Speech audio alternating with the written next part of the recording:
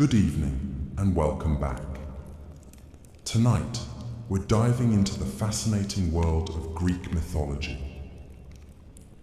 As always, let me know where in the world you're listening from. Get cozy, settle in, and let's begin. In the beginning, there was no Olympus, no earth, no sea, no sky. There was only chaos. And chaos was not the kind of chaos modern tongues describe. Disorder, confusion, frenzy. It was older than language itself. Chaos was a yawning void, a gaping nothingness without form or direction. It was not evil, nor good, nor even neutral. It simply was. From that ancient nothing came the first stirrings of existence. Gaia, the earth, vast and unshaking. Tartarus, the abyss beneath the earth, dark and dreadful. And Eros, the force of love and desire, the binding agent of all future creation. These were not gods as we think of them, not yet, but elemental truths given form. Then came Nyx, the night, clothed in a shadow so thick even chaos recoiled. She was followed by Erebus, the darkness of the underworld, who would dwell beside her in that early silence. From the union of night and darkness came ether, the pure upper air breathed by the gods, and Hemera, the day, who from the beginning was fated to chase her mother endlessly across the sky. Thus, the cycle of night and day was born not through science but through myth, through a family of strange invisible titans who lit and dimmed the sky with each passing hour. Gaia, the earth herself, did not lie idle. She was patient and fertile, and from her own body she brought forth Uranus, the sky, vast and star-strewn. He was both her son and her consort, and when he arched over her, stretching across the heavens, the world found its first shape, a domed sky above a broad and endless plain. Gaia also birthed the mountains, tall and wild, and Pontus, the sea, who surged with a will of his own before ships or sea monsters ever touched his waters. Together, earth and sky became the first great pair, and their union brought forth the Titans, the first generation of powerful beings who would rule the cosmos long before Zeus and his kin rose to power. There were 12 Titans in all, 6 sons and 6 daughters, each vast and elemental in their own right. Oceanus, the encircling river, Hyperion, the lord of light, Coeus, the inquirer, Creus, the constellation bearer, Iapetus, the ancestor of men, and Cronus, youngest and most cunning. Among the daughters, Theia, shining mother of the sun and moon, Rhea, future mother of gods, Themis, embodiment of divine law, Mnemosyne, the memory of all things, Phoebe, the radiant one, and Tethys, the nourishing sea. But Gaia's womb was not finished with them. She bore monstrous children as well, beings of strength and dread.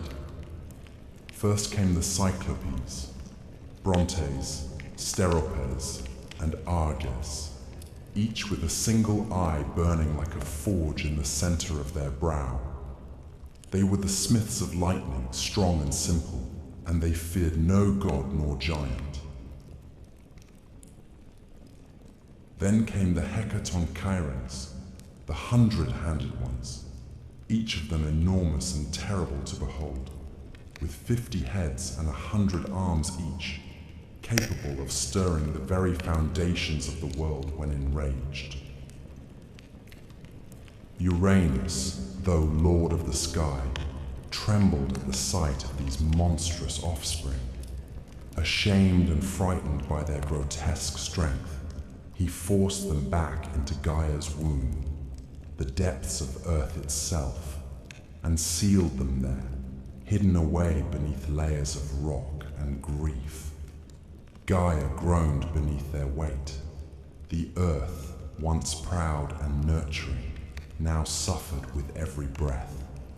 It was in this pain that she began to scheme. But that is a story for another day. For now, remember this.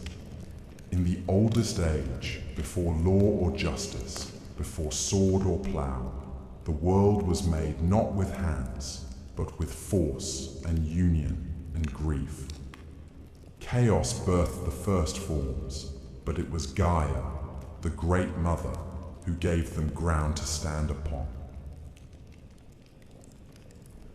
The union of Gaia and Uranus, Earth and Sky, was the first great marriage of the cosmos. It was not a marriage of altars or witnesses, but of necessity and nature. The sky stretched over the earth, holding her tightly, pressing her beneath his star-strewn body night after night. From their joining came the Titans and other mighty offspring, but also a deep and growing sorrow. For Uranus, though proud and vast, was a jealous and fearful father. He saw in the monstrous children Gaia bore not strength, but a threat to his dominion. He looked upon the Cyclopes and the 100-handed giants with revulsion, not wonder, and with swift, cruel judgment, he thrust them back into Gaia's womb, deep into the belly of the earth, where no light reached and no voice could echo. Gaia groaned beneath their weight. It was not only the agony of bearing them within her again, but the betrayal of her consort, of Sky, who should have cherished their children as she did. Night after night, Uranus descended upon her, pressing down the heavens to meet the earth, blind to her pain and deaf to her grief. She could endure no longer. And so, from her own flesh, she fashioned a weapon, not of bronze or iron, for such things had not yet been dreamed, but a great sickle of unyielding flint, jagged as truth and sharp as vengeance. Then she went to her Titan sons, the firstborn and mightiest among her children, and laid bare her suffering. "Your father has wronged me," she said. "He has caged your brothers. He has silenced the womb that bore you. Who among you will aid me?" One by one they turned away, fearful of their father's might. Only Cronus, the youngest, the shrewdest, the one with watchful eyes and a patient heart, stepped forward. "I will do it," he said. "Give me the blade."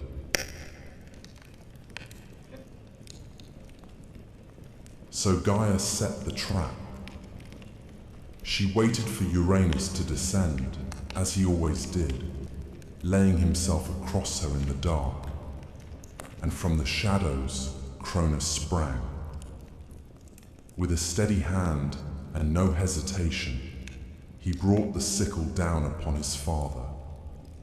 The sky shook with Uranus's cry as the blade bit deep, severing the source of his power. Cronus cast the bloodied flesh into the sea, and from the crimson foam that rose upon the waves, something new was born. A figure of impossible beauty, terrible and irresistible in equal measure.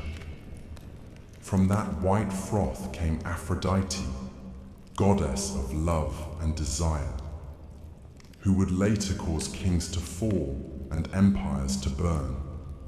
She stepped ashore at Cyprus, radiant and serene, untouched by the violence of her origin. But Gaia's vengeance did not end with blood. From the droplets that fell upon the earth sprang other beings, the Furies, cloaked in shadow and vengeance, who would haunt oathbreakers and kinslayers until the end of days. The Giants, who in time would rise up against the gods themselves. And the Melia, nymphs of the ash trees, guardians of the wild and the old ways. Uranus, wounded and dethroned, vanished into the heavens, leaving the world to his children. Before he fled, it is said he spoke a final curse, one that would ring through time like a bell. Just as I was overthrown by my son, so too shall he be overthrown by his own. It was not a prophecy he invented, but a truth Gaia had already whispered, and Cronus heard it well. He took the sky's throne and wrapped himself in power, but from the moment he grasped it, he began to fear what his father had warned. Thus ended the reign of Uranus, the first king of the cosmos, and began the age of the Titans. Yet already, in the womb of time, the next storm was stirring. With Uranus cast down and the sky no longer pressed so tightly upon the earth, the world breathed anew. The Titans, freed from their father's yoke, now stood tall beneath the heavens, and Cronus, the youngest and most cunning among them, claimed dominion over all. He was not a god of chaos or cruelty, as his father had been in the end, but he ruled with a cautious and suspicious heart. The sickle he had used to bring down Uranus remained hidden, buried in the earth or cast into the sea, its blade remembered but unseen, like a secret sin. Cronus had delivered his mother from torment and his siblings from imprisonment, yet from the very moment he sat the throne of the cosmos, his mind was troubled by the prophecy that had driven him to rebellion. The words of his dying father echoed through him like a second heartbeat, that he, too, would be cast down by his own child. So Cronus took a wife, as kings must. He chose Rhea, his sister, a titaness of gentle strength and deep wisdom, though her name would one day be spoken in the same breath as pain. Together, they ruled through a time that later poets would remember as a golden age, a time when mortals, newly created, lived in peace, free from suffering, untouched by winter or war, and the fruits of the earth ripened without need for toil. It was an age before kings had armies, before men built walls or worshipped temples, when justice moved unseen among humankind and no one locked their doors. But such peace, as the world has always known, does not last. In time, Rhea began to bear children, and as each was born, Cronus remembered his father's curse. He did not hesitate. The moment Rhea placed each newborn in his arms, first Hestia, then Demeter, then Hera, Hades, and Poseidon, he opened wide his jaws and swallowed them whole. Not a trace was left, not a cry, not a cradle, only the knowledge that they were gone, hidden within their father's belly like seeds in winter soil. He told Rhea it was necessary, that he would not suffer the same fate as Uranus, that the throne must be protected. Rhea, though proud and strong, was powerless against him. She wept, but her tears changed nothing. 5 times she gave birth, and 5 times she lost her children to the hunger of her husband's fear. But the 6th time she resolved to act. When she felt the child stir in her womb, she did not go to Kronos. She fled instead to the island of Crete, where the mountains met the sky and deep caves opened beneath the earth. There, hidden among shepherds and nymphs, she gave birth to her youngest son, Zeus. And from the moment of his birth, Rhea knew he was different. His cry shook the trees. His eyes opened before his first breath. And when he grasped her finger, he held it with the strength of fate itself. To deceive Cronus, Rhea wrapped a stone in swaddling cloth and presented it to him with trembling hands. He swallowed it greedily, thinking the danger had passed. But beneath Mount Ida, the infant Zeus was nursed in secret. He was guarded by the curates, warriors who danced and clashed their shields to drown out the sound of his cries, and fed by the goat Amalthea, whose milk gave him strength beyond measure. And as Zeus grew, so did the storm that would one day break the world. Yet for now, the age of Cronus held. The sky was high, the earth was green, and the Titans ruled from their thrones, oblivious to the gathering wind. But deep within Cronus, 5 children stirred in the dark, and far to the west, a child born in secrecy watched the stars and waited. In the hidden folds of Mount Ida, where the air was thin and the wind whispered ancient names through stone and pine, Zeus grew to manhood. Raised in secret, far from his father's gaze, he learned of the world not through books or scrolls, but from the silence of the high peaks, the rustling of leaves, and the cautious stories murmured by his guardians in firelight. He drank the milk of the divine goat Amalthea, who had nourished him from birth, and from her broken horn, torn by accident or omen, was born the cornucopia, symbol of endless bounty. When Amalthea died, Zeus hung her hide among the stars in her honor, and her memory became part of the sky he would one day command. But he was not born to stargazing or solitude. The blood in his veins was thick with prophecy, and his bones carried the weight of rebellion.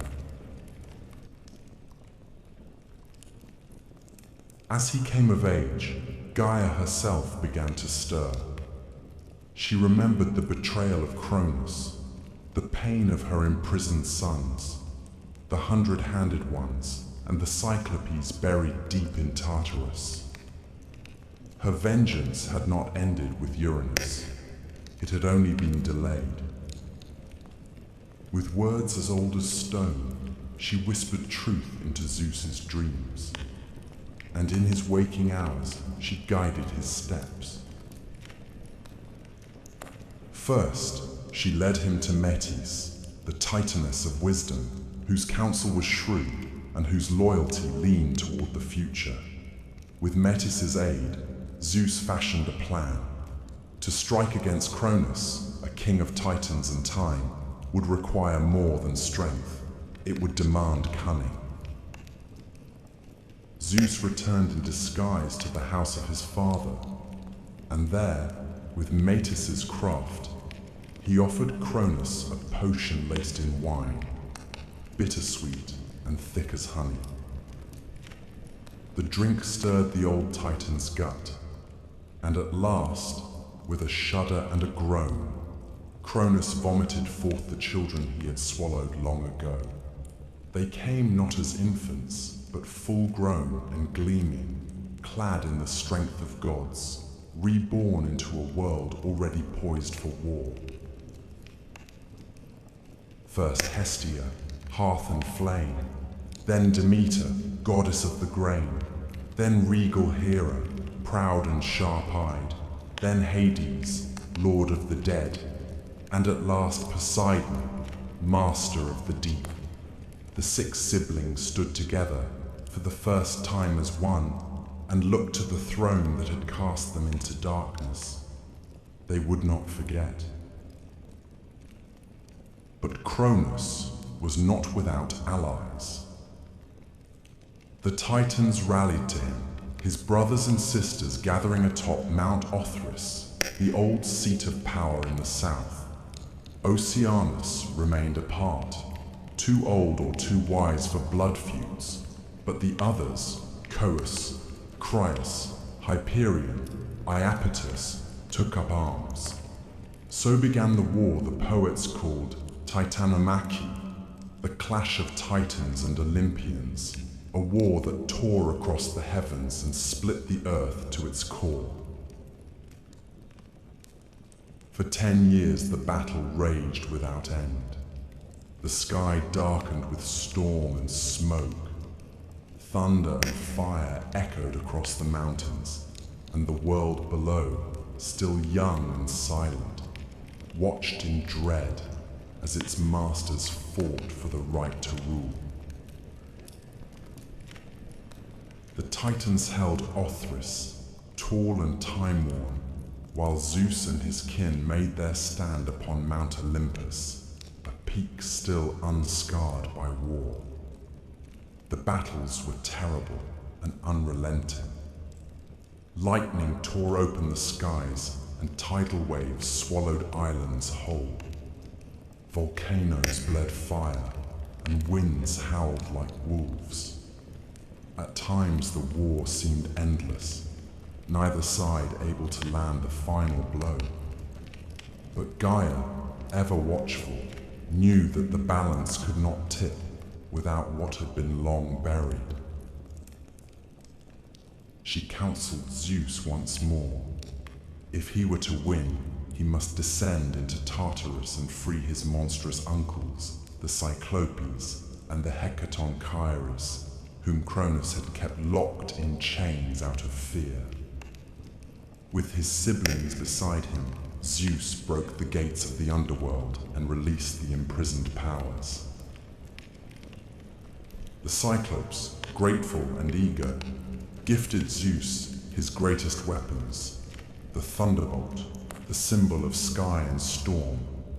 To Poseidon, they gave the trident with which he would command the seas, and to Hades, a helm of darkness that would make him unseen. The Hecatonchires, giants with 100 hands, joined the fight at last, hurling mountains like stones and battering the Titans with the fury of ancient things unbound. With these allies, the tide turned. The Olympians pressed forward with a fury no Titan could match. Cronus, proud and unyielding, fought to the last. But the prophecy, as always, unfolded without mercy. The Titans fell. One by one they were driven down, cast from the high places of the earth. Zeus did not slay them. He imprisoned them as his father had done before. Deep into Tartarus, they were hurled, bound in chains forged by the 100-handed ones, behind bronze gates that would never rust or break. Only a few escaped that fate, Prometheus and Epimetheus, who had sided with the gods, and Themis, who foresaw the justice of their rule. So ended the reign of the Titans. The sky cleared, and the world, scarred by fire and war, began to heal. The throne passed to Zeus, not by birthright, but by might and wisdom and fate fulfilled. Yet even as he claimed the heavens, the shadow of Cronus's curse lingered behind him, like the echo of an old song. For power, once seized, must always be watched, and no ruler, god or mortal, sits secure forever.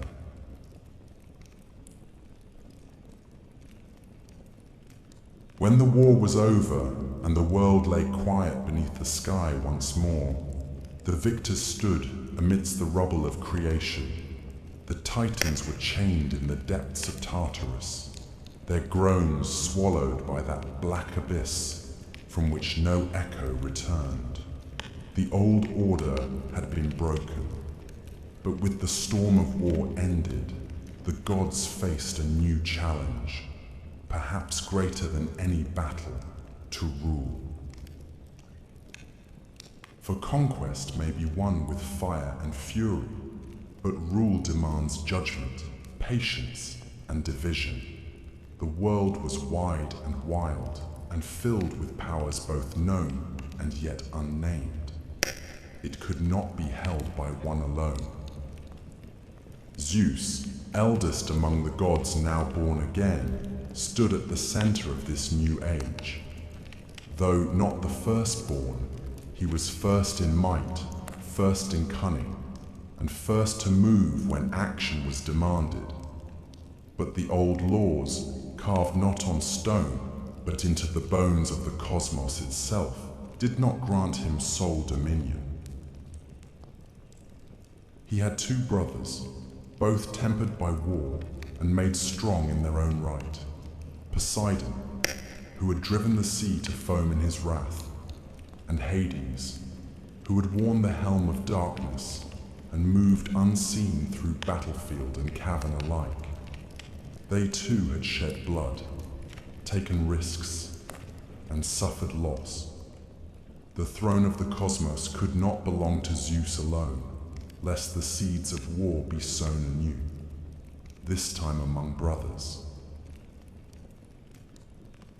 And so the three gathered, Zeus, Poseidon, Hades, and cast lots to divide the realms of the world, not through bickering or force, but by fate itself did the dice fall. This was no child's game. The casting of lots was sacred, guided by the same power that had spoken through Gaia's whispers and shaped the course of the Titanomachy. They threw the bones and waited. When they landed, the world was drawn into three great dominions.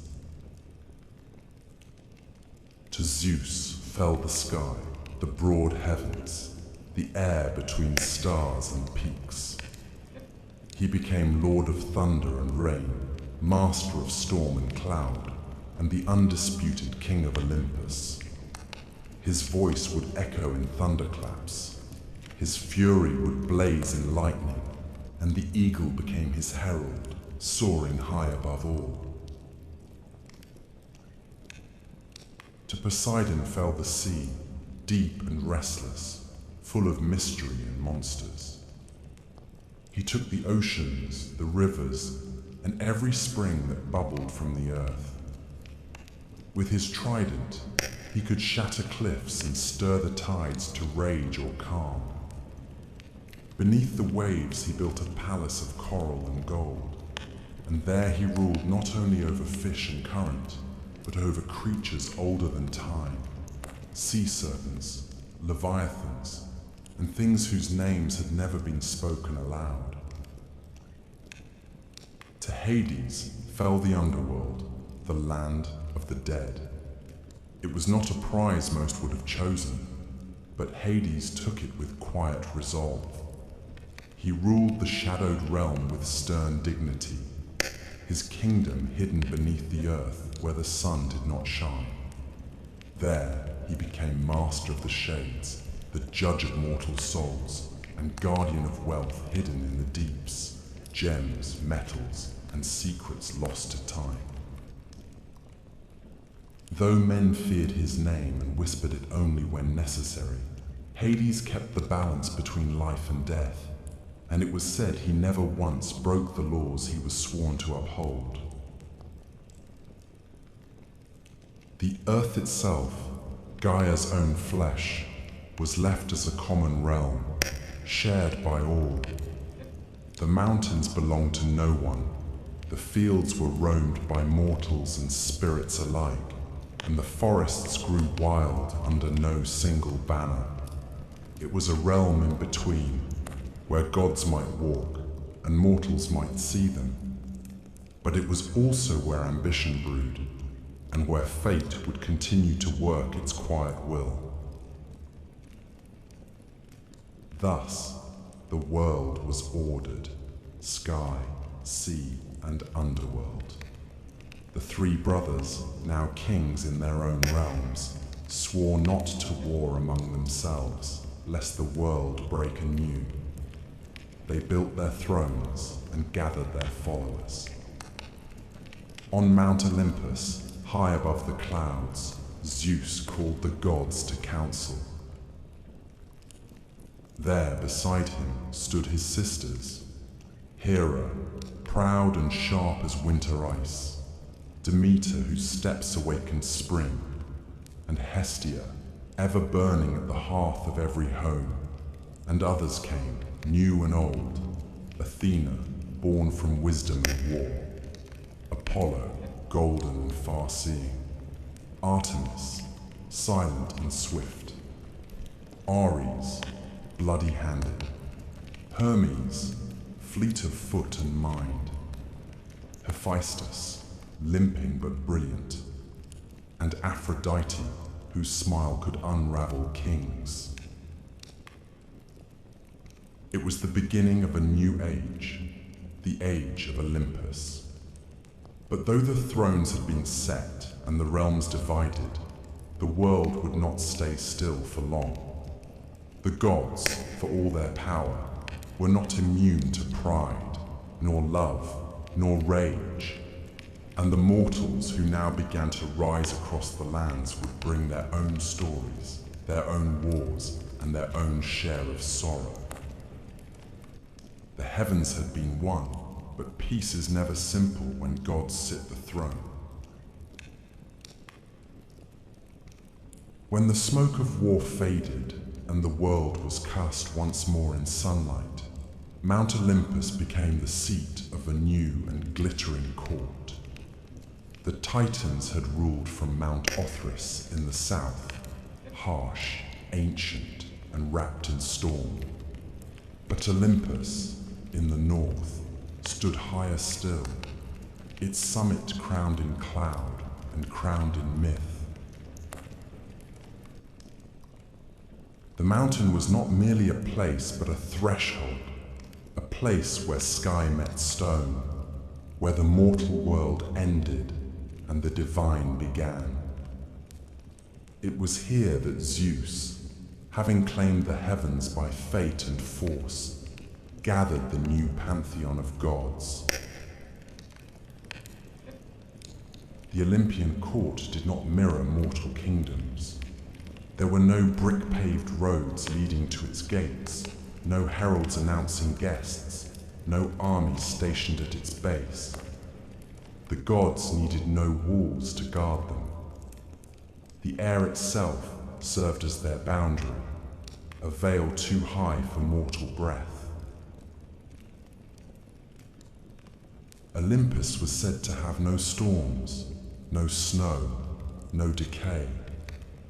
Its halls were of marble and cloud, its ceilings vaulted with starlight, and its corridors stretched wide enough for wind to wander freely. Here, the gods walked not as shadows or omens, but in full form, radiant, terrible, and more alive than anything that walked the earth below. At the summit of Olympus stood Zeus, king of gods and men, seated upon a throne of thunder. He ruled not by brute strength alone, though his power was unmatched, but by the will of fate and the long memory of war.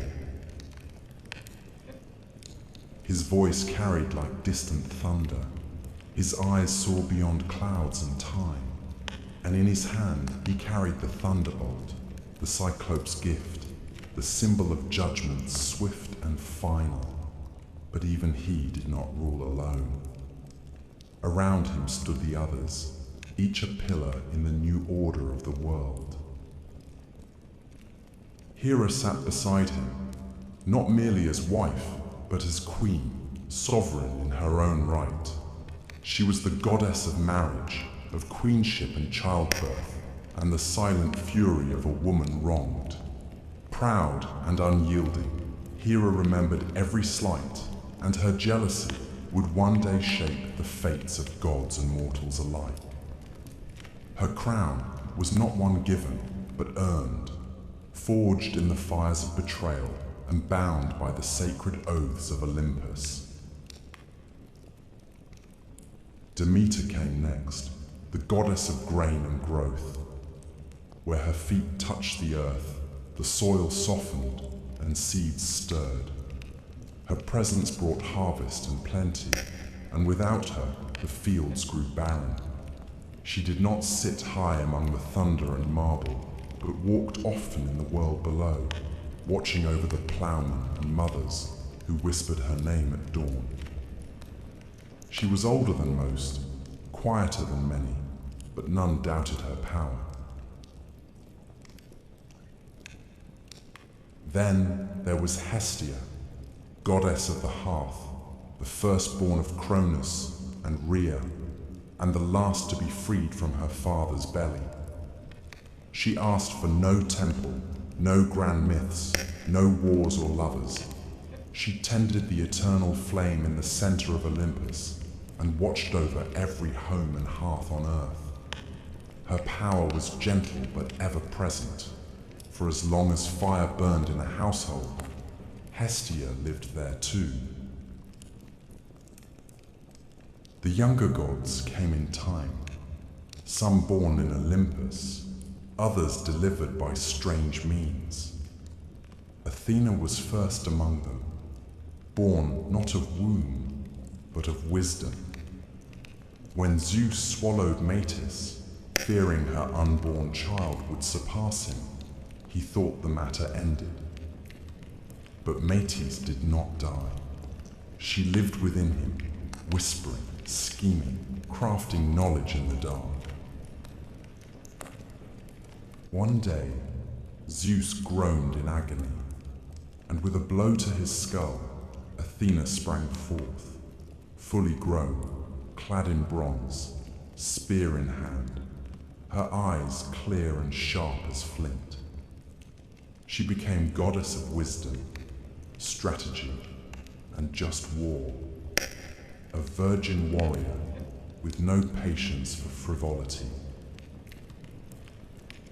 Apollo and Artemis came next, twins born of Leto, a titaness who wandered long and weary to find a place to give birth. No land dared offer her sanctuary, for Hera's wrath was vast and vengeful. At last, the floating island of Delos accepted her, and there she bore her children. Apollo, golden-haired and bright, became the god of light, prophecy, music, and healing. His sister Artemis, swift and silver, was goddess of the hunt, of wild things and moonlight. Together, they marked a new generation of gods, restless, radiant, and intimately tied to the mortal world.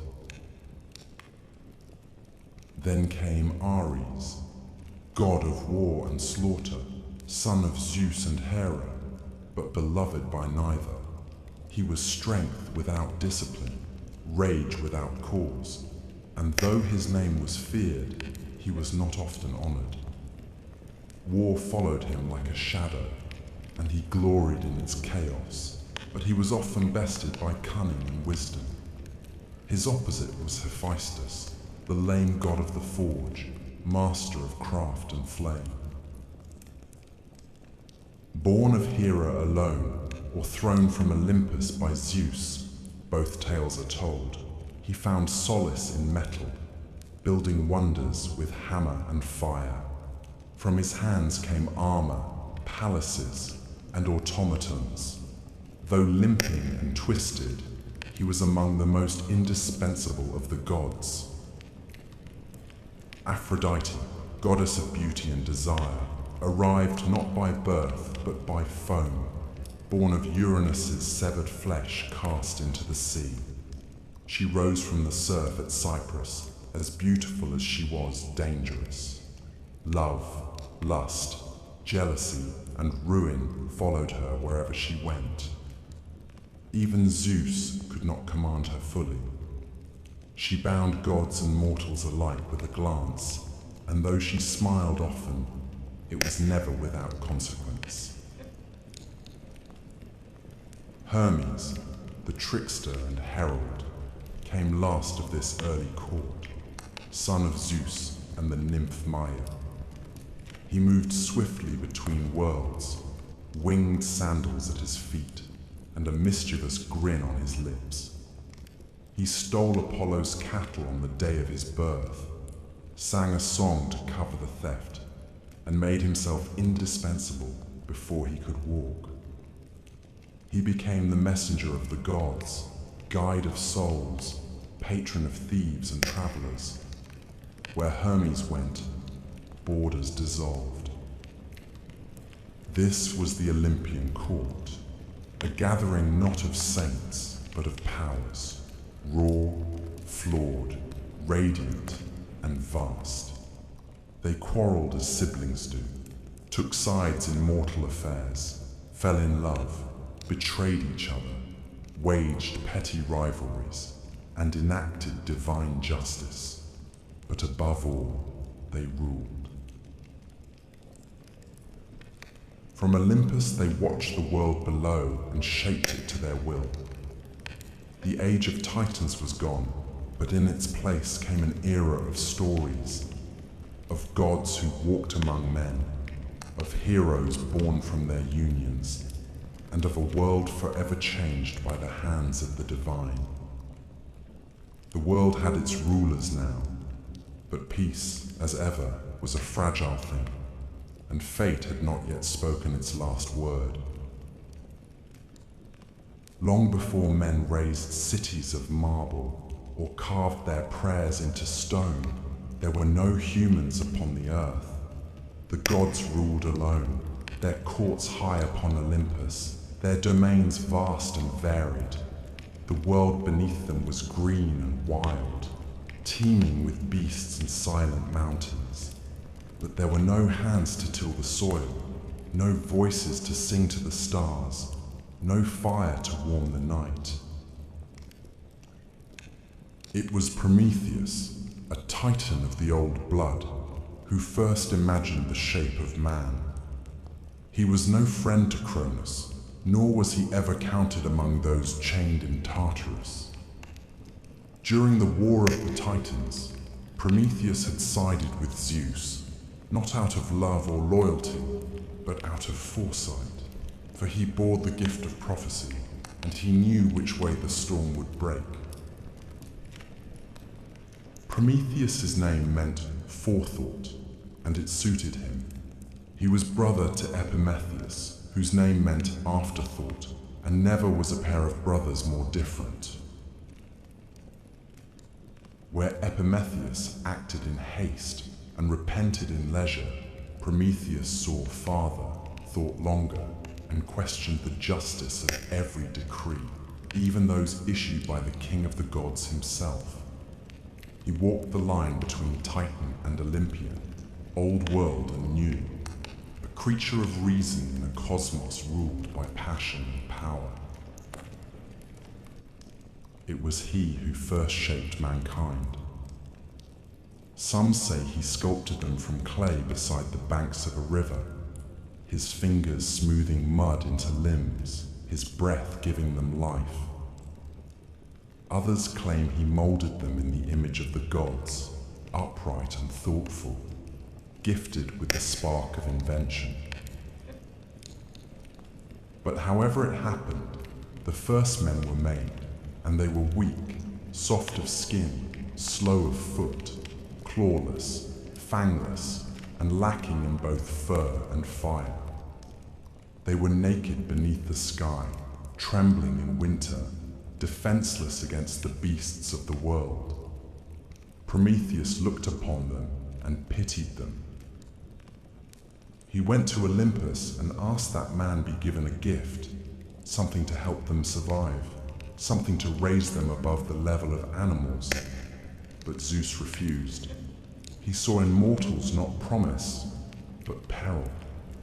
The God King had only just seized his throne and was wary of new forces rising beneath him.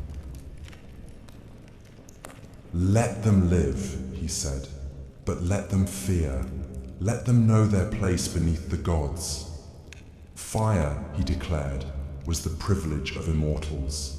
The hearth flame of Hestia, the thunderbolt of Zeus, the forge of Hephaestus, these were not for mortal hands. But Prometheus, stubborn and just, did not yield. In secret, he climbed to the heavens, stole a flame from the forge of Hephaestus, and hid it in a hollow fennel stalk. Carrying it down from Olympus, he gave it to man. For the first time, fire crackled beneath the stars, smoke rose in spirals above the treetops, light pushed back the darkness. With fire came warmth, safety, cooking, metal, language, craft. Humanity, once cold and voiceless, began to build, and with fire came defiance too. Zeus was not long in discovering the theft. His fury was terrible. To punish mankind, he commissioned the gods to create a gift, though it was a curse in disguise. Hephaestus shaped her from clay, a woman of perfect beauty. Aphrodite gave her charm, Hermes gave her cunning, and Athena clothed her in silver raiment. Her name was Pandora, meaning all gifted, and she was given a sealed jar, mistranslated in later ages as a box, containing the sorrows of the world, disease, toil, grief, madness, envy, and death itself. Epimetheus, ever the fool, took her into his home despite Prometheus's warnings. And when Pandora, driven by curiosity, the final gift of the gods, opened the jar, the evil spilled out into the world like smoke from a fire too long confined. Mankind, who had known peace in their brief golden youth, now found themselves hunted by fate. Hunger gnawed at their bellies. War bled them dry. Age stooped their backs. Only hope remained inside the jar, some say by accident, others say by design. A flickering light amid the gloom. But Prometheus's punishment had not yet come. For the crime of defying Olympus, Zeus ordered him chained to a mountain at the edge of the world. Some say the Caucasus, others say a place lost to myth. There he was bound in adamantine chains, unbreakable and eternal. Each day, an eagle born of Typhon or sent by Zeus would descend and feast upon his liver. Each night, it would grow back, and each morning the torment would begin again. He was immortal, and so the suffering could not kill him. He endured it for generations, long after kingdoms rose and fell, long after men forgot the gods who made them. And yet, even in chains, Prometheus did not repent. He knew a secret, a truth Zeus feared above all, that one day the king of the gods would fall, not by blade or rebellion, but by his own seed. It was this knowledge that protected Prometheus, for Zeus could not destroy him, without first uncovering the name of the woman who would bear his doom. So the Titan waited, bound but unbowed, as men lit fires in the dark and told stories of the one who had dared to steal from the gods. The gods, for all their glory, were not alone in shaping the world. Beneath Olympus, on the soil that drank the rain and felt the sun's warmth, mankind struggled, rose, and fell, again and again. Their lives, short and flickering beside the long memories of the immortals, still left a mark. And though Zeus ruled the skies and Poseidon stirred the seas, it was the deeds of mortals that filled the earth with both beauty and sorrow. The poets who lived after would look back on this long, winding journey and see not one mankind, but many, each born into its own era, marked by the blessings and punishments of the gods. It was Hesiod, the Boeotian farmer and poet, who first set these ages into words, dividing the long march of human existence into 5 distinct epochs: gold, silver, bronze, heroic, and iron. Each was less than the one before, save one. In the beginning, there was the Golden Age, and it was unlike any time that followed. It came during the reign of Cronus, before the gods had learned to fear rebellion, and before the earth bore the weight of iron or war. In those days, men lived like gods themselves, free from pain, untouched by age, and unburdened by toil. The earth gave forth her bounty without coaxing, offering harvests in every season. There was no need for laws or swords, no need for kings or coins. These early mortals knew no hunger, no sickness, no grief. When their time came, they did not wither or suffer, but died as if falling into sleep, their spirits becoming guardians, pure and watchful, wandering the world as kindly daimones, protectors of justice and peace. Theirs was a life of harmony, and theirs was the closest any mortal would ever come to Eden. But the Golden Age passed, as all golden things do. With the fall of Cronus and the rise of Zeus, the Silver Age dawned, a time of beauty dimmer and souls less noble. These mortals grew tall and strong, living long lives, but they lacked the wisdom and restraint of the golden race. They lingered in childhood for 100 years, ignorant and pampered, only to grow into violent, arrogant men who refused to honor the gods or heed their decrees. They built no temples, gave no offerings, and mocked the laws of Olympus. For this, Zeus struck them down. Their spirits did not become guardians or watchful daimons, but faded into the underworld, pale and forgotten. Theirs was a race lost to pride and disobedience, a mirror of divine fear come true. Then came the Bronze Age, born of ash trees, the same trees used for spears and shields. These were not gentle men.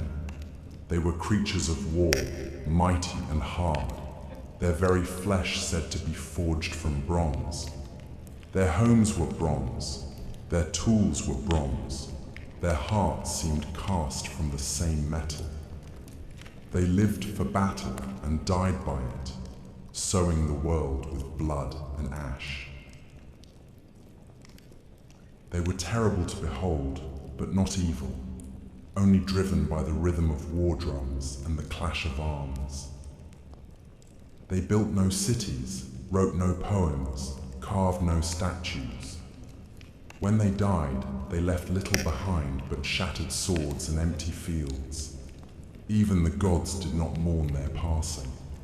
they sank into Hades without echo or prayer. Yet not all decline is steady. From the blood and smoke of the Bronze Age rose a brief and brilliant light, the heroic age, a time unlike any other. It was not part of the descent, but an interlude of glory before the fall. These mortals were greater than those who came before or after. They were the demigods, the sons and daughters of gods and men. They built cities, sailed seas, and carved their names into the memory of the world. This was the age of Perseus and Heracles, of Theseus and Atalanta, of Jason and the Argonauts, of Hector and Achilles and Odysseus. They fought great wars against monsters, against foreign kings, and finally against each other at Troy. Many died young, and many more died forgotten, but their stories lingered, carried in song and stone, in epics and prayers.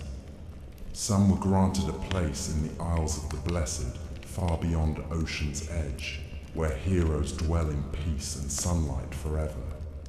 The heroic age did not last, but while it burned, it lit the world.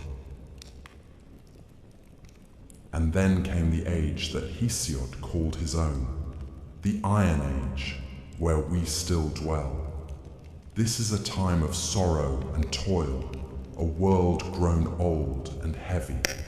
Men now labor from dawn to dusk, planting seeds in bitter soil, raising children amid war and famine, growing old with pain and fear. In the Iron Age, bonds break easily between friends, between kin, between guest and host. Justice, once tall and golden, now walks with her eyes averted. Lies are many, oaths are cheap, and the gods, if they still watch, do so with silence. In this age, mortals build towers but forget their ancestors. They chase gold and power and cut down the forests that fed them. It is an age of struggle, and it is said that one day even this will pass. One day, the gods will turn their backs entirely. One day, Zeus will cast down his thunderbolt, and humankind will vanish like smoke on the wind. Yet for all that, the Iron Age endures. Men still build, still hope, still tell stories of a time when mortals were golden and gods walked among them. And perhaps that hope, fragile though it is the one gift Zeus did not take back when Pandora opened the jar. In the waning light between the age of gods and the age of men, there came a generation of mortals unlike those before or after. Men born not from clay alone, but from divine blood and mortal wombs, shaped by both Olympus and earth. These were the heroes. Their lives were brief, their fates often cruel, but their names would echo through time like the rumble of a distant storm. Among the first and greatest of them was Perseus, slayer of monsters, founder of dynasties, and by blood and deed, the forerunner of all who would wear a hero's crown. Perseus's tale begins not in battle, but in prophecy and fear. His mother, Danae, was a princess of Argos, daughter to King Acrisius. The king, like all kings of that age, feared what he could not control. An oracle warned him that his daughter would bear a son destined to kill him. Such prophecies, in myth as in life, cannot be bribed or reasoned with. So Acrisius did what kings so often do when faced with a truth they fear. He sought to destroy the cause. He locked Danae in a tower of bronze beneath the earth, a room sealed against time and men alike. But the gods, as they often did, laughed at mortal precautions. Zeus, in the form of golden rain, slipped through cracks no wall could keep and fell upon Danae in her solitude. From that union, Perseus was conceived. When Acrisius discovered the child, he dared not spill royal blood directly, for even tyrants fear the wrath of the gods. Instead, he placed Danae and her infant son into a wooden chest and cast them into the sea, trusting Poseidon or chance to drown them. But the sea is as fickle as fate. The chest did not sink, but drifted across the wine-dark waves to the island of Seriphos, where a humble fisherman named Dictys drew it ashore. He took them in, raised Perseus as his own, and in time the boy grew tall and strong, with the bearing of kings and the eyes of storms. But peace is never a long companion to those who carry destiny. The ruler of Seriphos, King Polydectes, took notice of Danae's beauty and desired her. Perseus, grown into manhood, stood between his mother and the king, a wall of defiance. Polydectes, unable to strike the son without dishonoring himself, chose cunning over strength.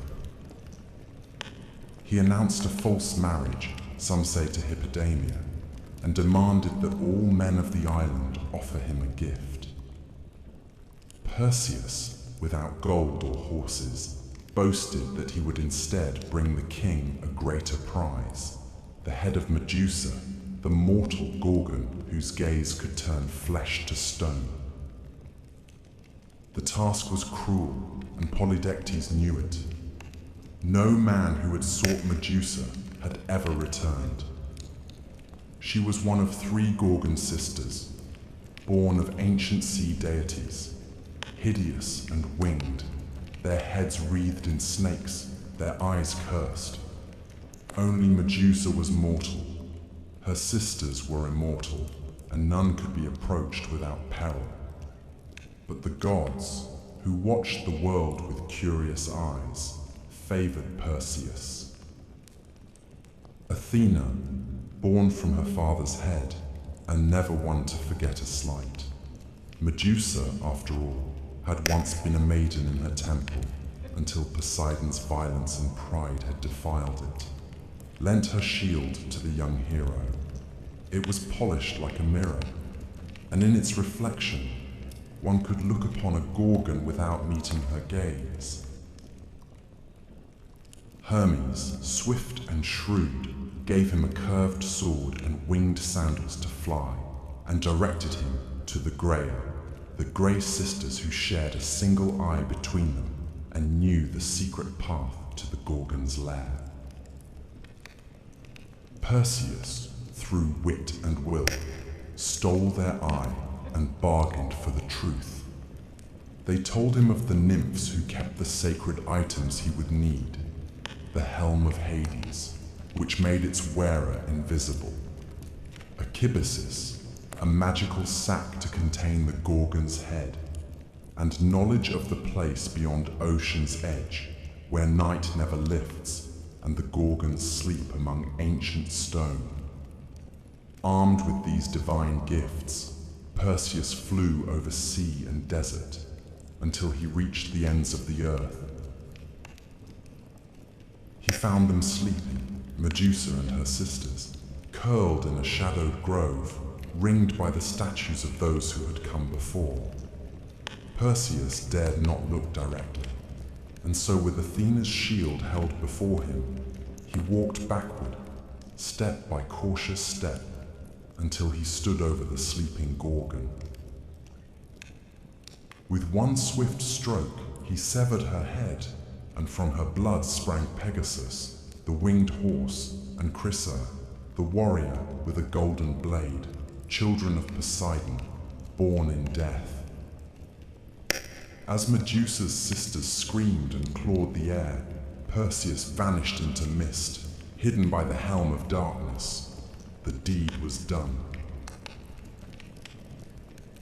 He returned by the long road, his prize heavy in the sack, its power undiminished. On the way, he passed the shores of Ethiopia, where the sea god had sent a monster to punish King Cepheus and Queen Cassiopeia for their vanity. Their daughter, Andromeda, had been chained to a rock as sacrifice. Perseus, beholding her beauty and innocence, slew the beast, turned it to stone with the Gorgon's head, and claimed her as his bride. She would follow him westward, becoming the mother of his line. When at last he returned to Seriphos, Polydectes scoffed at his tale. So Perseus reached into the sack and withdrew the severed head. The king and his court were turned to stone where they stood. Dictys, the fisherman who had shown kindness to a mother and her child, became king in his stead. The cycle of cruelty was broken, if only for a time. But prophecy, once spoken, is not so easily undone. Perseus journeyed to Argos, where King Acrisius, still haunted by the words of the oracle, fled rather than face the boy he had once condemned to death. Yet fate does not forget. At the funeral games of a neighboring king, Perseus, throwing a discus, struck an old man in the crowd, Acrisius, his grandfather, who died without ever knowing that his death was no murder, but an accident long foretold.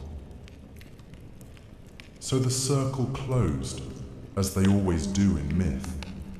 Perseus had fulfilled the prophecy, though not by malice. He had slain a monster, saved a maiden, founded a line of kings, and carried the weight of fate with dignity. He would not live forever, but his name would. For from his blood would come Heracles, and from Heracles, the next chapter in the story of the gods and men. If Perseus was the first great hero, Heracles was the mightiest. His name, like thunder over distant mountains, carried weight across every land touched by Hellenic breath.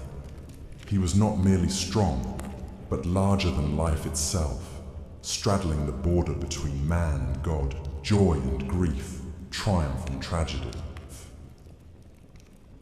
He was the great-grandson of Perseus, a scion of Argos, and a son of Zeus.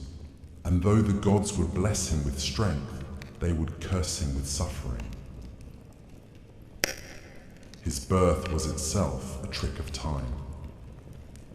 Zeus, ever lustful, desired Alcmene, wife of the Theban general Amphitryon. Disguised as her husband, the king of gods lay with her, extending a single night into threefold length. From that union came Heracles, and from Amphitryon, a twin, Iphicles, mortal and unblessed. Hera, as always, watched from her throne with a cold and bitter eye. She knew her husband's ways, and she knew too well the threat that this child, half god though he was, might one day pose to her own dominion. Even in the cradle, Heracles bore the mark of the divine. Hera, seeking to destroy him early, sent 2 serpents into the nursery to strangle the infant. But the child reached out with plump hands and throttled them both, one in each fist, before any nurse could scream. From that moment, his fame began to grow. As a youth, he trained in all the arts befitting a nobleman: music, archery, wrestling, and chariot driving. Yet there was something wild in him, a restlessness of soul that no lyre or tutor could tame. Manhood brought him both love and ruin. He married Megara, daughter of the Theban king Creon, and for a time lived in peace, fathering sons and defending his city. But Hera had not forgotten. In a fit of divine wrath, she clouded Heracles' mind with madness. Raging through his own halls, he slew his wife and children with the same hands that had once cradled them. When the madness passed and his vision cleared, he beheld the blood and ruin of his own house. His cries reached Olympus, but no god answered. To atone, he sought out the oracle of Delphi. The Pythia, speaking in riddles, told him he must submit to the will of Eurystheus, king of Tiryns, his cousin, lesser in strength, but greater in fate. Only through servitude, through suffering, could Heracles earn redemption. Thus began the 12 labors, deeds so great and terrible that even the gods took notice. The first labor was to slay the Nemean lion, a beast whose golden hide could not be pierced by mortal weapons. Heracles cornered it in its cave and strangled it with his bare hands. He flayed the beast using its own claw and wore the skin as armor thereafter, a second hide to shield him from the world. The second was the Linnaean Hydra, a serpent with 9 heads, 2 of which would grow back for everyone severed. Heracles battled it in the swamps, aided by his nephew Iolaus, who cauterized the stumps as they were cut.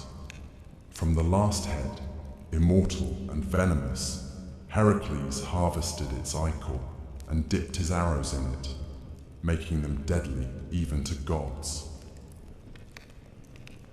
The third labor was the capture of the Ceryneian hind, a golden-horned deer sacred to Artemis. Heracles chased it for a year across hills and rivers before gently capturing it alive, earning the goddess's reluctant approval. The fourth labor led him to the Erymanthian boar, a monstrous beast of the wild. He wrestled it in the snow-covered heights of Arcadia and dragged it back to Tiryns bound in chains, laughing as Eurystheus hid in terror inside a bronze jar. The fifth task was less glorious: to clean the Augean stables, home to thousands of cattle, untouched by broom or shovel for decades. Heracles, ever the problem solver, rerouted rivers to wash away the filth in a single day. The sixth was to drive away the Stymphalian birds, man-eating creatures with bronze beaks and razor-feathered wings. With the aid of Athena's rattle, he startled them into flight and shot them down from the sky. The seventh labor took him far west to capture the Cretan bull, a beast of divine origin that had fathered the Minotaur. Heracles wrestled it and brought it back alive, while the bull's gaze burned with madness and sea salt fury. The eighth labor sent him north to Thrace, where he tamed the mares of Diomedes, flesh-eating horses that gnashed their teeth for human meat. He fed Diomedes, their master, to them, and the beasts grew docile. The ninth labor required diplomacy and blood. Heracles was sent to retrieve the girdle of Hippolyta, queen of the Amazons. Though the queen agreed to gift it peacefully, Hera spread rumors among the warrior women, and battle broke out. Heracles slew Hippolyta and escaped with the belt.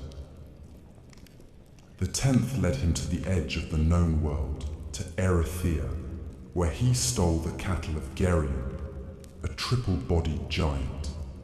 He built the pillars of Heracles at the Strait of Gibraltar and fought the giant, his herdsman, and his hound all at once before driving the red cattle back across continents. But Eurystheus, seeking to discredit him, declared 2 labors invalid, claiming Iolaus had helped with the Hydra and the rivers with the stables. 2 more were required. The 11th was to steal the golden apples of the Hesperides, guarded by nymphs and a dragon coiled around the tree's base. Heracles tricked Atlas, the sky-bearer, into retrieving the apples while he held the heavens. When Atlas tried to leave him the burden, Heracles asked for a moment to adjust his cloak and took back the sky while fleeing with the fruit. The 12th and final labor was the most harrowing, to descend into Hades itself and bring back Cerberus, the 3-headed hound.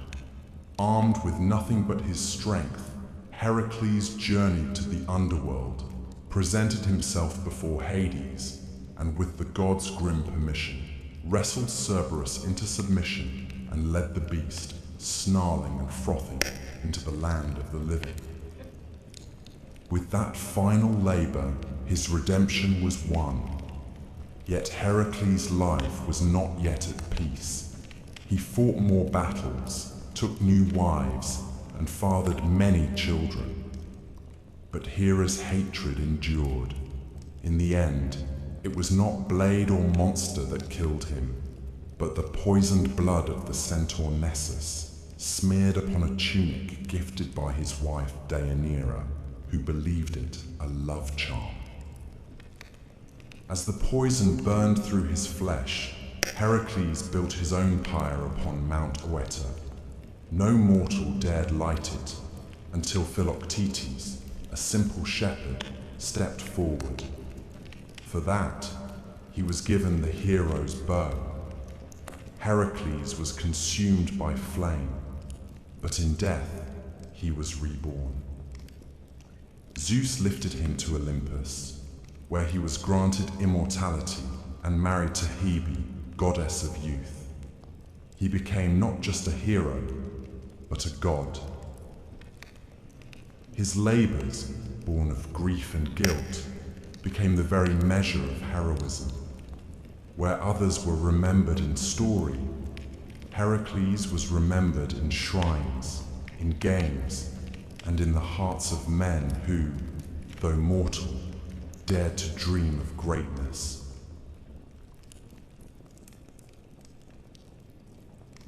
If Heracles was the greatest of Greek heroes, then Theseus was the most political, the most cunning, the most human. He was not merely a slayer of beasts or a breaker of curses. He was a builder of cities, a weaver of laws, and the founding spirit of Athens, the city that would one day name itself the cradle of civilization. His story is tangled with myth and memory, with the thunder of heroes and the whisper of politics. In him lived both brute strength and bright reason, the dual spirit of a nation that worshipped Athena with spear in hand and olive branch on the brow. Theseus was born of 2 fathers, King Aegeus of Athens and Poseidon, god of the sea. His mother Aethra lay with both on the same night, one mortal, one divine. From this double union came a boy of destiny, raised far from Athens in the city of Troezen, unaware of the great blood in his veins. Before leaving, Aegeus had hidden a sword and sandals beneath a heavy stone, telling Aethra that when the boy was strong enough to lift the stone, he would be ready to claim his birthright. In time, Theseus grew tall and sharp-eyed, restless in his limbs and mind. At 16, he moved the stone with a grunt and a grin, and took up his father's tokens. Many would have traveled the easy road to Athens by sea, but Theseus chose the land route, the longer, more perilous way, for he believed that true kingship must be earned, not inherited. And so began the 6 labors of Theseus, not vast or godlike like Heracles' trials, but earthy and intimate, each a monster of the road, a terror to the common man. He defeated Periphetes, the club-bearer, taking his weapon as a symbol. He slew Sinis, who tied travelers to bent pine trees and tore them in two. He pushed Siren from the cliffs into the sea, ending the reign of a man who forced passers-by to wash his feet, only to kick them to their deaths. He overcame Tersion, the wrestler, by outmatching brute force with technique, and Procrustes, who made beds fit travelers by stretching or cutting them, found his own death in the same iron frame. Theseus did not just survive, he cleaned the land as he passed through it, paving the way for Athens itself to rise. When he arrived in Athens, King Aegeus did not recognize him. The queen, Medea, now wife to Aegeus and still seething with old sorceries, saw the threat in the boy and urged the king to poison him. But Theseus presented the sword and sandals, and at the last moment Aegeus cast the cup aside, embracing his son before all the court. Joy, of course, never lingered long in myths. Trouble was already stirring in the east. For years, Athens had suffered under a bitter tribute. In a war with the island of Crete, Athens had been defeated, and as punishment, King Minos demanded 7 young men and 7 maidens be sent every 9 years to feed the Minotaur, a monstrous half-man born of lust and vengeance, kept in a twisting labyrinth beneath the palace at Knossos.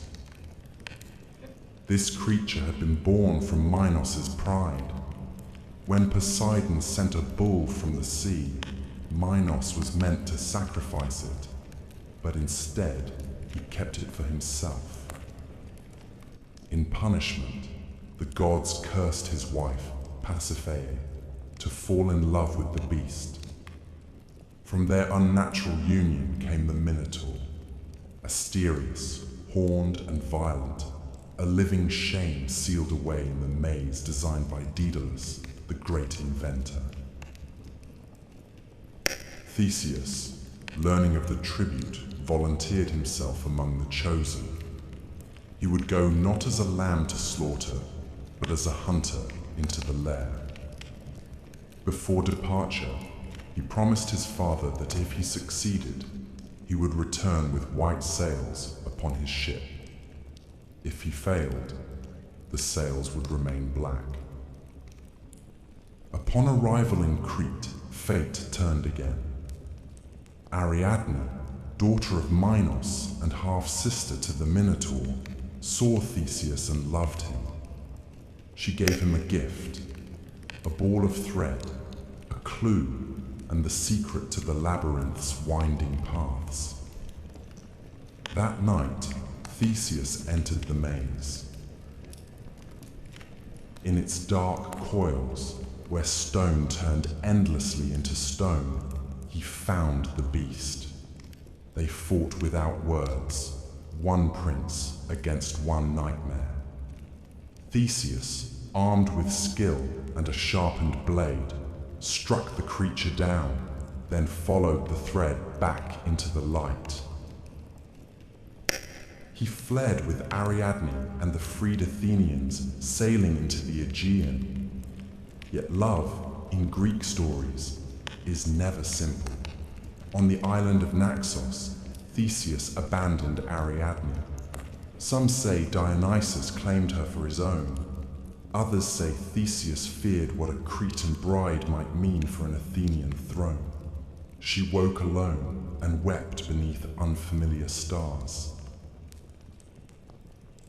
Theseus continued home, but in his sorrow or forgetfulness, he failed to change the sails. From the cliffs of Athens, King Aegeus saw black on the horizon and believed his son dead. Grief-stricken, he leapt into the sea, which still bears his name, the Aegean. Now king, Theseus did not rest.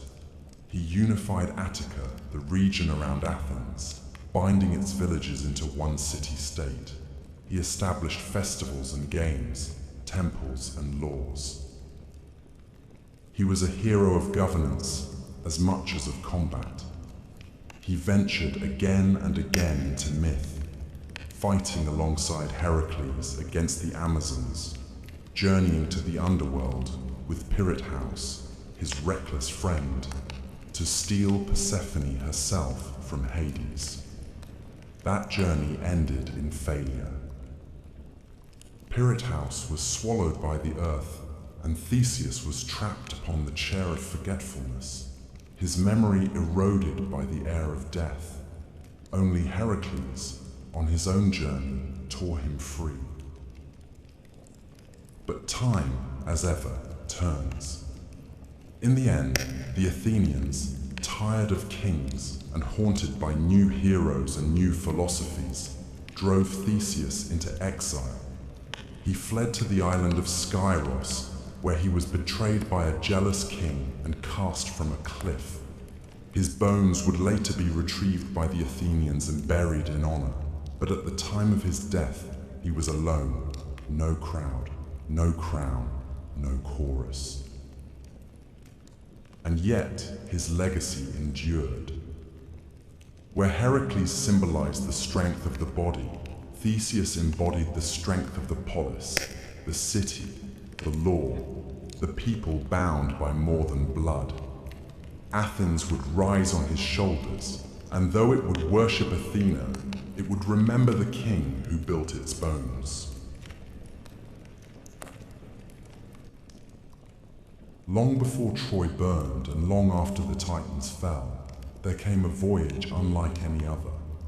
A quest that crossed continents and gods, bound heroes into brotherhood, and ended in betrayal and exile.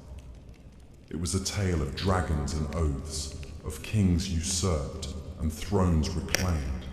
And at the center of it all was Jason, a prince exiled in childhood, a hero groomed not by war or prophecy, but by the long, slow fire of vengeance.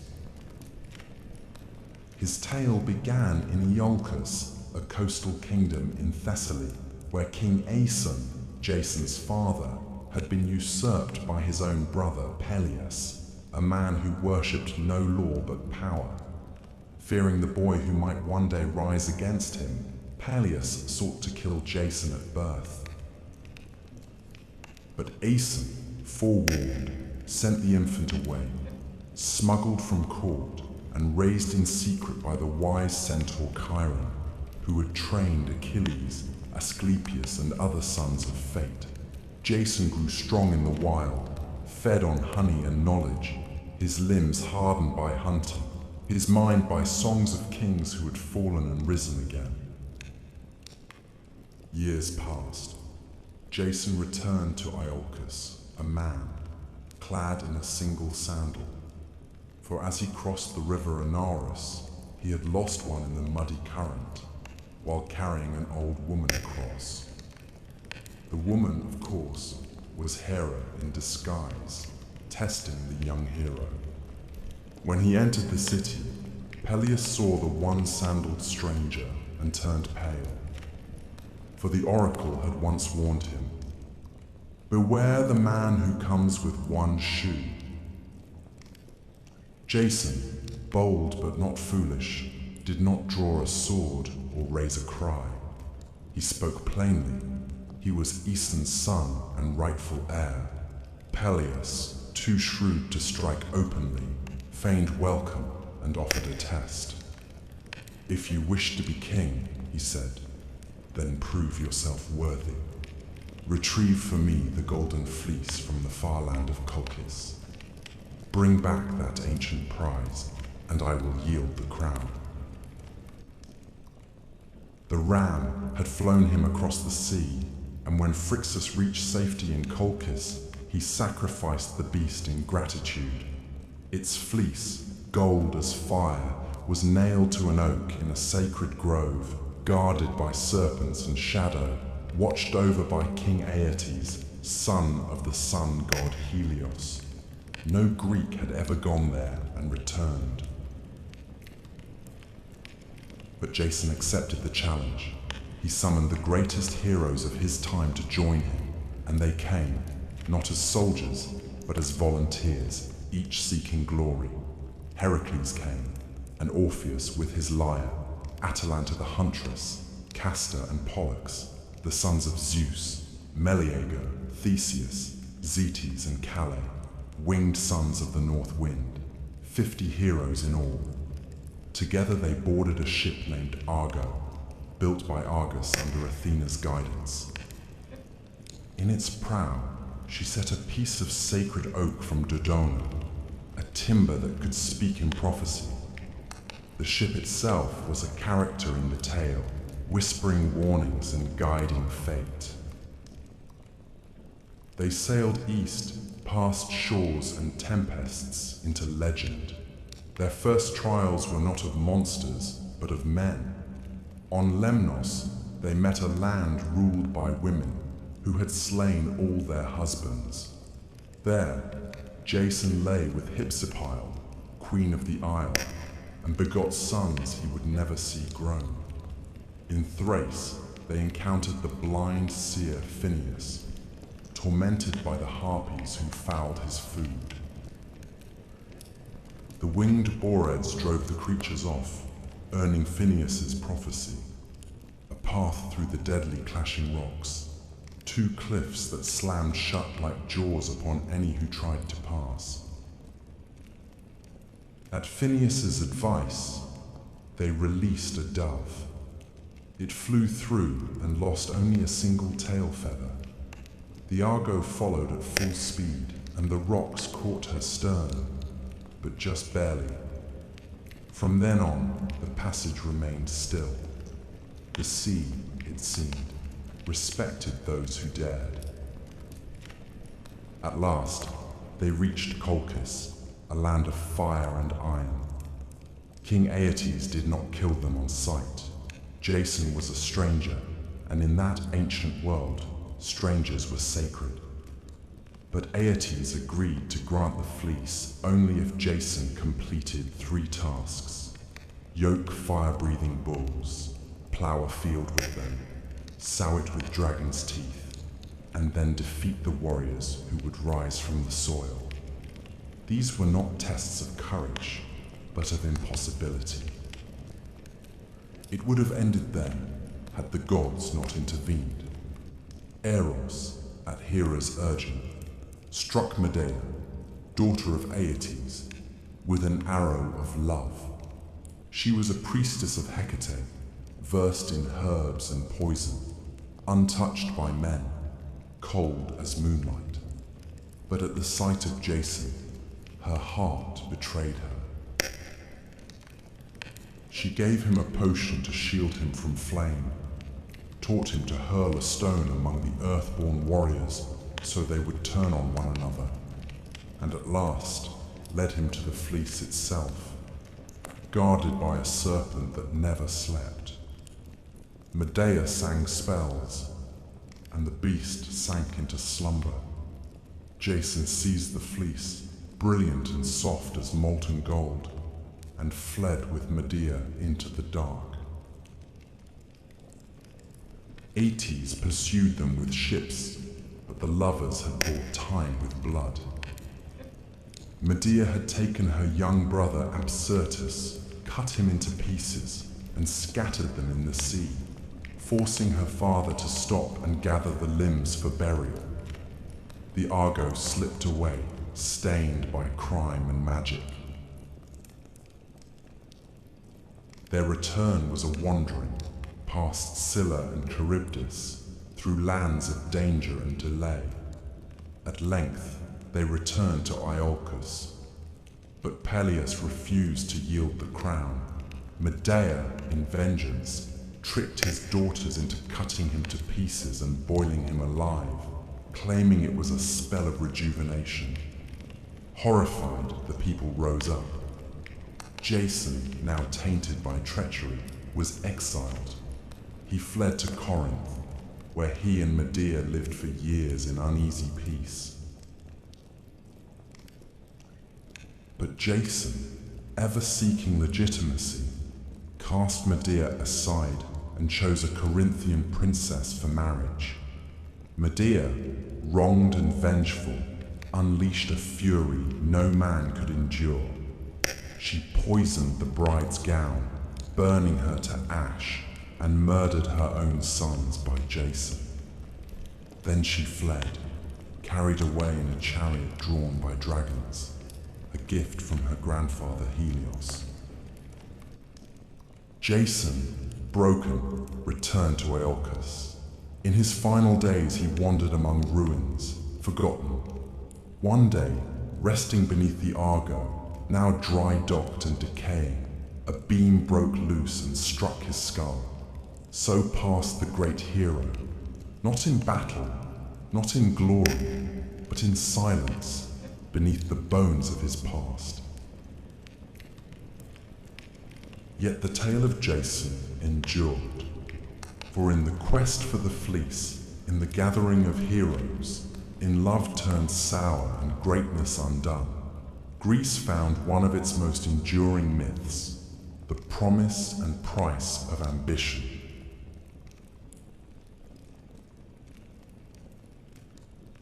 There are few bloodlines in Greek myth more accursed than the royal house of Thebes, where most heroes battled monsters or sailed for distant thrones. The Theban kings fought their own kin and warred against the past itself. Their legacy is not carved in bronze or sung in triumph, but written in riddles, madness, and murder. Even the city's foundation was steeped in omens and unrest. Thebes began with a quest.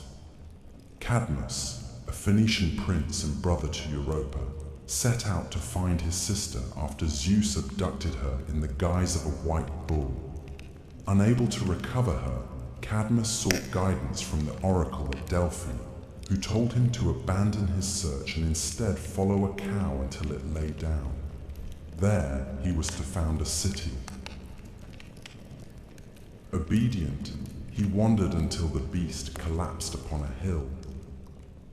But when Cadmus sent his companions for water, they met their deaths at the hands of a serpent, sacred to Ares, guarding a spring.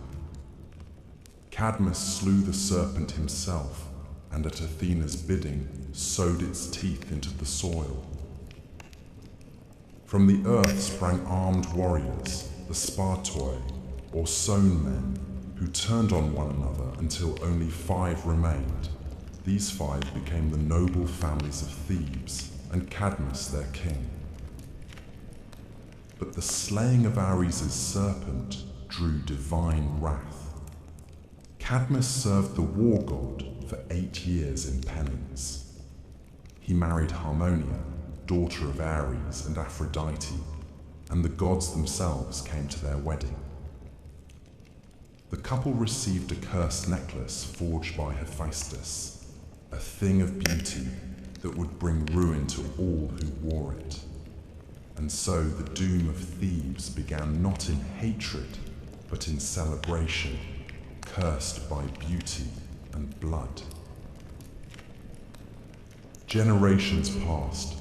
Cadmus's daughters would meet cruel fates. Ino went mad and threw her child into the sea. Autono's son Actaeon was torn apart by his own hounds after glimpsing Artemis bathing. Semele, beloved by Zeus, was tricked by Hera into demanding that he reveal his true form and died in flame. And Agave, in a frenzy of Dionysian madness, tore her own son Pentheus limb from limb, believing him to be a lion. But it was through Cadmus's great-great-grandson Laius that the true tragedy would unfold. Laius became king of Thebes and took Jocasta as his queen. Yet the gods had not forgiven the line of Cadmus. An oracle came. If Laius ever had a son, That child would kill his father and marry his mother. As in all Greek stories, the warning was not enough to prevent the sin. Laius lay with Jocasta, and a son was born. Terrified, Laius ordered the infant's ankles pierced and bound, then gave him to a servant to be abandoned on Mount Cithaeron.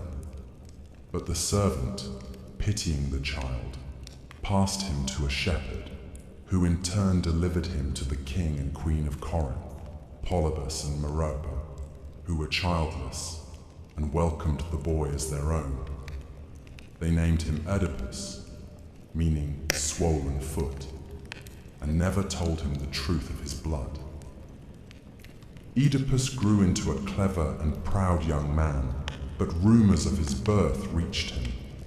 Seeking truth, he journeyed to Delphi, where the oracle gave him the same prophecy once spoken to Laius, that he would kill his father and marry his mother.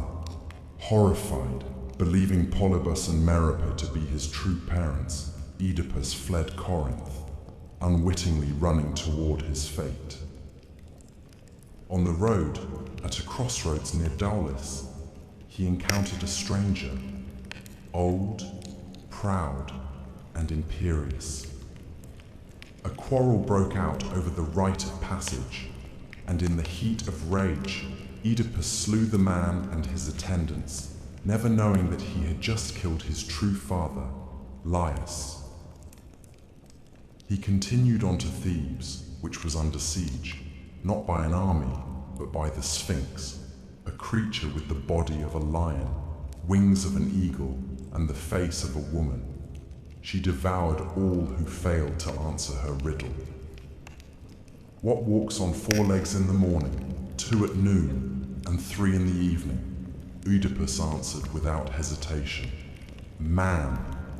The Sphinx, defeated, threw herself from a cliff. Thebes rejoiced. The city's deliverer was made king, and in gratitude, he was given the widowed queen as his bride, Jocasta, his mother. Years passed. Oedipus ruled well and had 4 children, Eteocles, Polynices, Antigone, and Ismene. But plague fell upon Thebes, and the oracle proclaimed the land was cursed by unpunished blood. Slowly, terribly, the truth unraveled. The old man at the crossroads, the queen's grief, the scarred feet, the servant who survived, and the blind prophet Tiresias, who named the king as both father and brother, son and husband. Jocasta hanged herself. Oedipus took her brooches and blinded himself, piercing his own eyes.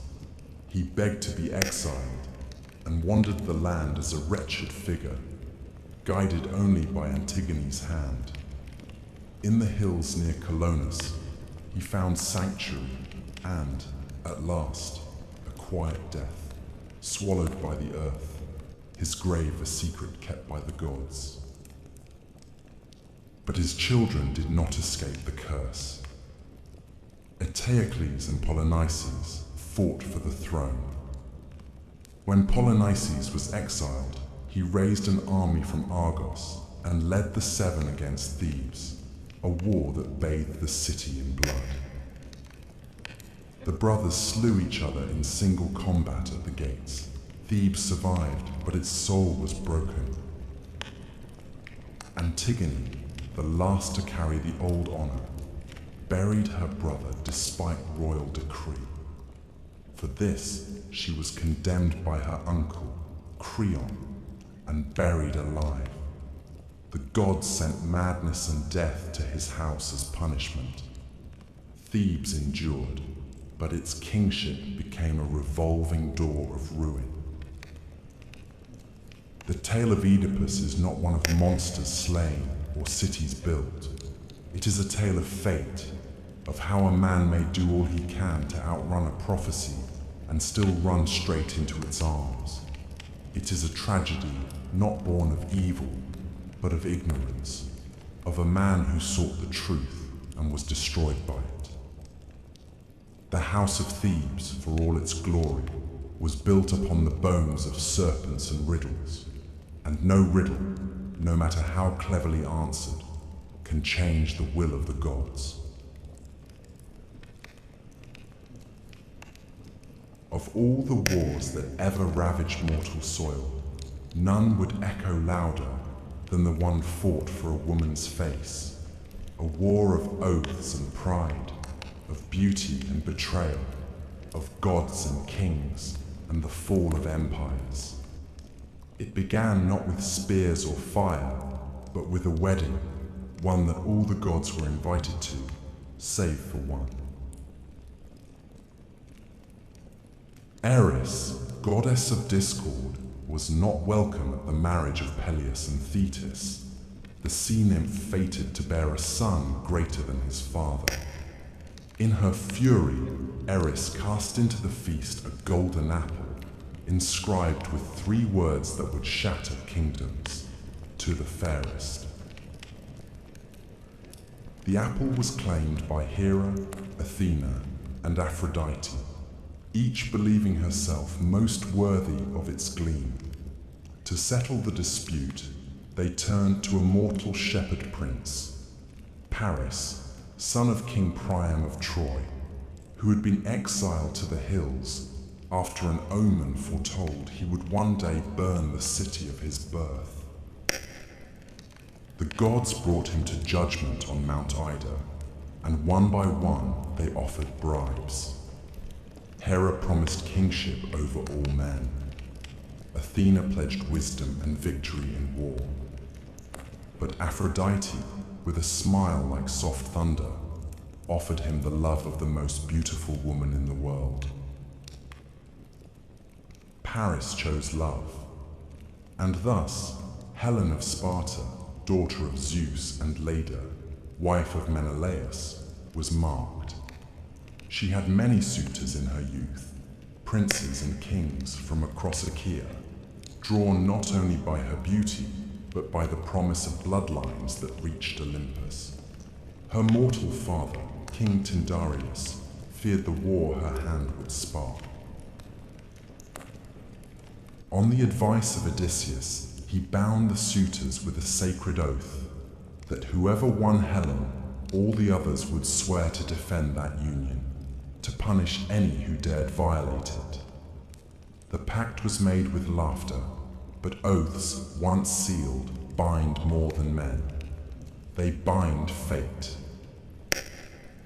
Menelaus, brother to King Agamemnon of Mycenae, won her hand. Their rule in Sparta was just, their kingdom strong. But when Paris came to visit, under the pretense of peace and guest right, he saw Helen and saw in her the prize Aphrodite had promised. Whether she went with him willingly or was taken remains a matter of song and shadow. The poets disagree, but when Paris sailed back across the Aegean, Helen was with him, and in that hour, the war began. Menelaus raged. He called upon the oath, and all who had sworn it answered. Odysseus of Ithaca, clever and reluctant. Nestor, the old sage of Pylos. Ajax the greater, son of Telamon, towering and grim. Ajax the lesser, swift and fierce. Diomedes of Argos, brave and battle-hungry. Idomeneus of Crete, stalwart and steady. From all the corners of Hellas they came, kings, princes, and warlords. Only 2 held back. Odysseus, who pretended madness, sowing salt into his fields, until a clever envoy placed his infant son before the plough, and Achilles, son of Thetis, who was hidden by his mother among the daughters of Lycomedes, dressed in silk to escape a fate she foresaw. But the Greeks found him, Odysseus again, tricking Achilles with a spear and shield amid gifts of jewelry. and the boy chose war. They gathered at Aulis, a fleet of 1,000 ships, bronze gleaming and sails like thunderclouds. But the winds did not rise. The ships sat idle, and the men grew restless. The seer Calchas revealed that Artemis had been offended, perhaps by a boast, perhaps by a slain stag, and that only a great sacrifice would appease her. The name he spoke was Iphigenia, daughter of Agamemnon. There are stories of lies told to bring her to Aulis under the guise of marriage to Achilles, of her weeping mother Clytemnestra, of the moment the blade fell, or of a last-moment rescue, with Artemis spiriting the girl away and replacing her with a deer. But in most tellings the blood was real, and the gods watched as the king killed his own child for the sake of war. The winds came. The fleet sailed east, and the world changed. The Greeks set foot on Trojan shores, not as raiders, but as judgment itself. For 10 years they would camp beneath the walls of Ilium, the great city ruled by Priam, defended by his sons, Hector, noble and doomed, Paris, beautiful and weak, Deiphobus, Helenus, and the others. The gods chose sides. Hera, Athena, and Poseidon stood with the Greeks. Aphrodite, Ares, Apollo, and Artemis favored the Trojans. Only Zeus tried to stay above it, but even he would bend, pulled by fate and family. This was not yet the war of Homer's Iliad, which would begin in the 10th year. But the war itself had already begun, not merely with spears and walls, but in the burning of oaths, in the breaking of trust, in the sacrifice of daughters and the judgment of gods. It was a war born not only of love, but of pride, of divine rivalry and mortal vanity, of old curses and deeper fears. And it would end not with victory, but with fire.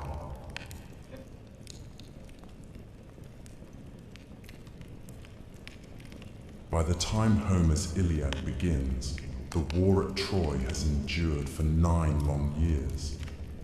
The Greeks, those stern-faced kings who had once come roaring across the Aegean, had settled into a grim rhythm of siege and survival. What had begun in fury and fire became something colder, slower, more desperate.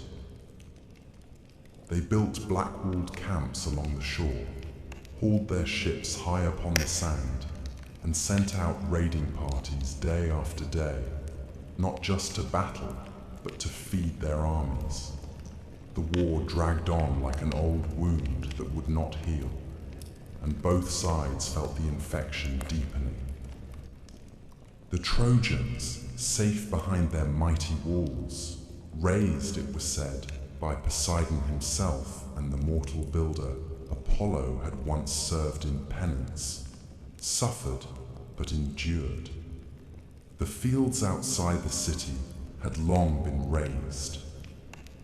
Their allies came from the east and north, Sarpedon of Lycia, Memnon of Ethiopia, and others, bringing new life to an old cause.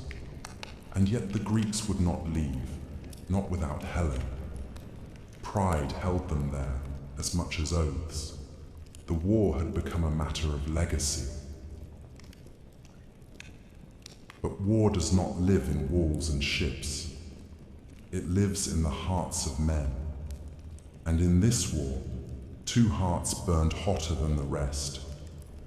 Agamemnon, king of kings, stern and imperial, and Achilles, son of Thetis and Peleus, unmatched in battle, fated to die young, and determined to make that death matter. The quarrel between these two would shatter the fragile Greek alliance. It began, as so many quarrels do, over a woman. In one of many raids, the Greeks had taken captives. Among them were Chryseis, daughter of a priest of Apollo, and Briseis, a princess of Lyrnessus. Chryseis was awarded to Agamemnon, Briseis to Achilles. When Chryseis' father came to ransom her, bearing golden gifts and reverent words, Agamemnon scorned him. The old man prayed to Apollo, and the god answered not with fire from the sky, but with plague, a silent killer that passed from beast to man, filling the air with death. The prophet Calchas at last revealed the truth. Agamemnon, forced to surrender Chryseis to save his army, did so, but in turn demanded Briseis from Achilles as compensation. It was a slight Achilles could not endure. He rose from the council in fury, called Agamemnon a greedy coward, and swore an oath before the gods. He would no longer fight for the Greeks, let them bleed without him. And so he withdrew to his tent, and with him went the Myrmidons, his elite warriors, silent and dangerous, forged for war. From that moment, the tide turned. Without Achilles, the Greeks began to suffer. The Trojans pressed harder. Hector, son of Priam and champion of Troy, led the charge with a quiet, noble fury. He was not Paris, who had brought the war, nor Deiphobus, who sought glory. Hector was the heart of the city, a husband, a father, a prince who carried the burden of his people not in pride, but in duty. Day by day, the Trojans pushed the Greeks back to the sea. Ships were set ablaze, heroes fell. Protesilaus, the first Greek to leap ashore, had died in the first skirmish. Now Patroclus, friend and companion of Achilles, watched the losses mount with growing despair. Some say Patroclus was a friend, others a lover, but all agree he was the only one who could reach Achilles in his grief and fury.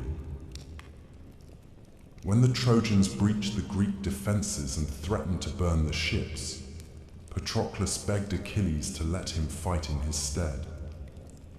He wore the hero's armor, rode his chariot, led the Myrmidons into battle, and for a time, the Greeks rallied. But Patroclus, flushed with borrowed glory, went too far.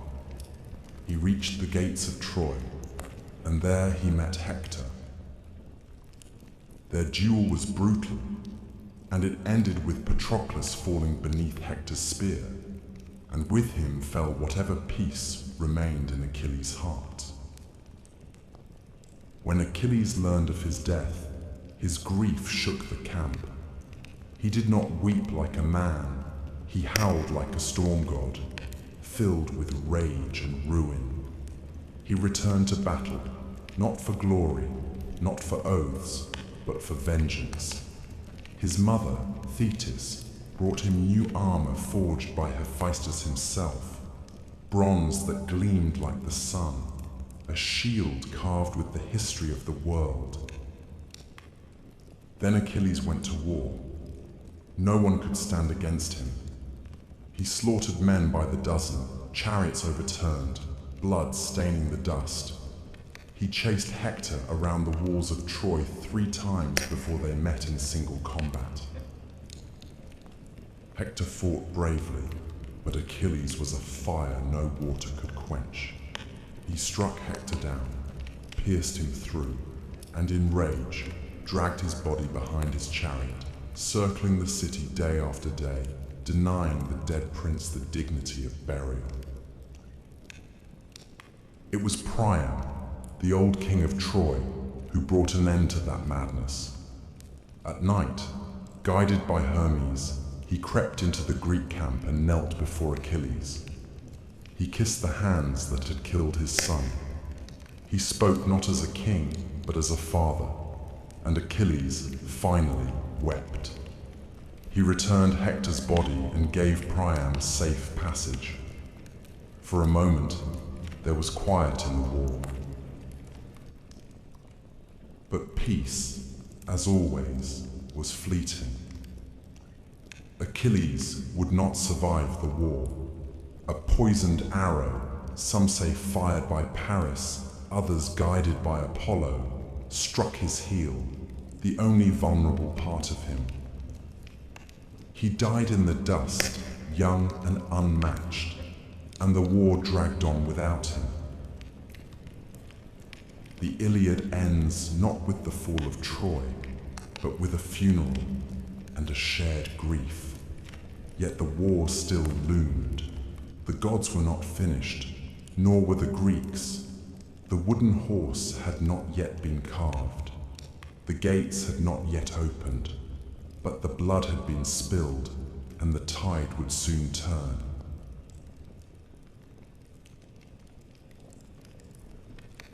The war had bled the land dry. 10 years of siege had turned warriors into husks, kings into ghosts, and heroes into memories. Troy, once golden, stood behind its walls like an old lion surrounded by wolves. The sons of Priam had fallen one by one. Hector, the shield of the city, laid low by Achilles. Troilus, struck down while still a boy. Polydorus, slaughtered in betrayal. The Trojans fought with the desperation of men defending not just stone, but history. And yet they endured, year after year, while the Greeks grew weary and restless beside their smoking campfires. Then, just as the gods began to turn their gaze elsewhere, the Greeks vanished. At dawn, the Trojans climbed their towers and saw no sails upon the sea. The ships were gone. In their place, on the plain outside the Scaean gate, stood a colossal wooden horse, tall as a temple, its flanks stitched from smooth planked cedar, its mane carved in honor of Poseidon. No soldiers stirred, no weapons clashed. The war, it seemed, had ended in silence. Troy did not rejoice easily. Priam, old and cautious, questioned what he saw. Others urged caution. But it was Sinon, a cunning Greek left behind, who broke the city's fate wide open.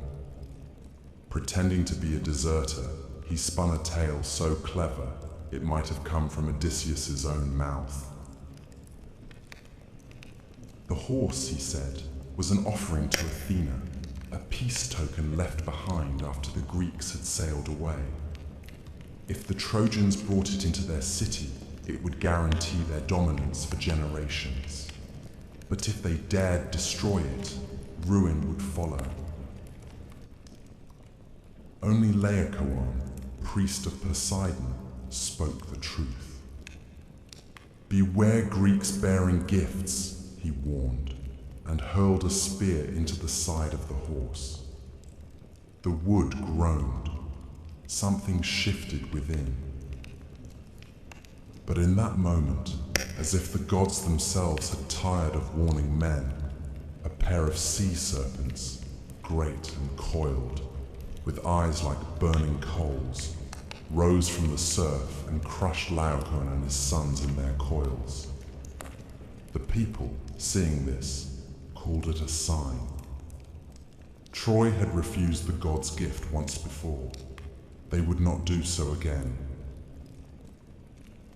With ropes and wheels, with cheers and hymns, they brought the horse inside their walls. That night, while the city feasted and the fires died down to embers, a trapdoor in the belly of the beast opened with a groan like thunder. Out came Odysseus, Menelaus, Neoptolemus, Diomedes, and others, hand-picked for cruelty and cunning. At the same hour, the Greek fleet, hidden on the nearby Isle of Tenedos, returned silently under cover of night. Troy slept. What followed was not war. It was slaughter. Neoptolemus, the son of Achilles, stormed through the palace like a black wind. He killed Priam at the altar of Zeus, the old king's blood soaking the stones. Cassandra, daughter of Priam and cursed prophetess, was dragged screaming from the temple of Athena, her warnings once again unheard. Hecuba, queen of Troy, watched her sons die and her city burn. The Greeks showed no mercy. Astyanax, Hector's infant son, was thrown from the walls so no heir might one day rise. Temples were desecrated, women taken, and the city of Troy, once the pride of Asia, was given to flame. Helen, whose face had launched 1,000 ships, was found in the palace. Some say she wept and begged for forgiveness. Others say she stood proud, untouched by grief. Menelaus, blade in hand, looked into her eyes and dropped the sword. He took her back to Sparta, and the war, at last, claimed its final victory. When dawn rose over the plain, nothing remained but smoke and ash. The walls had fallen. The gods turned their eyes away, but the war did not end cleanly. The victors carried their own curses.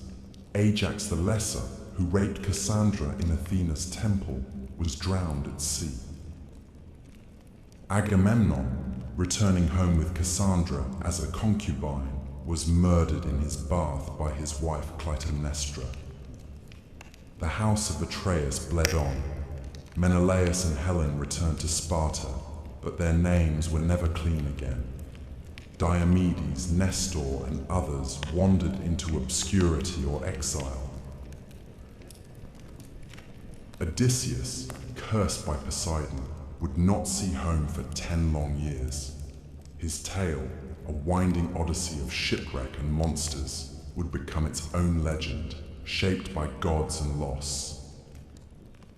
Only Aeneas, son of Anchises and Aphrodite, escaped Troy with his father on his back and his son by the hand. Guided by omens and stars, he carried the last ember of Troy westward, toward Italy.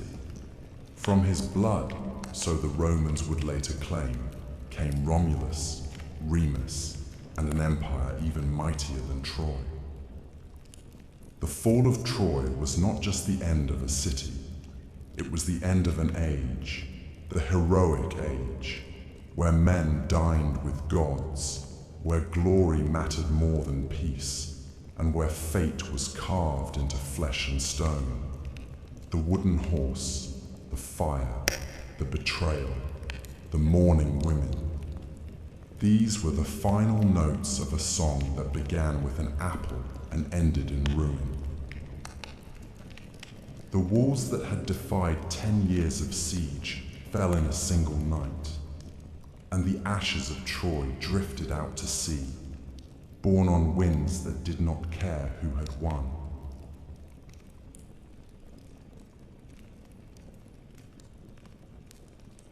The fall of Troy was not the end of the story, but the beginning of another kind of tragedy, one not fought in open fields or high-walled cities, but on dark seas, in storm-tossed galleys, and in the crumbling halls of once proud kings.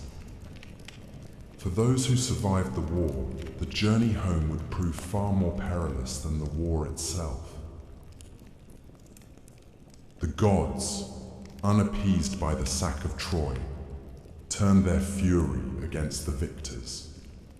The winds that had once carried them to war now scattered them like leaves across the face of the world. Agamemnon, the High King, returned first, or so it seemed. He sailed with Cassandra, the Trojan prophetess taken as a concubine, and brought with him spoils, stories, and the shadow of a crime.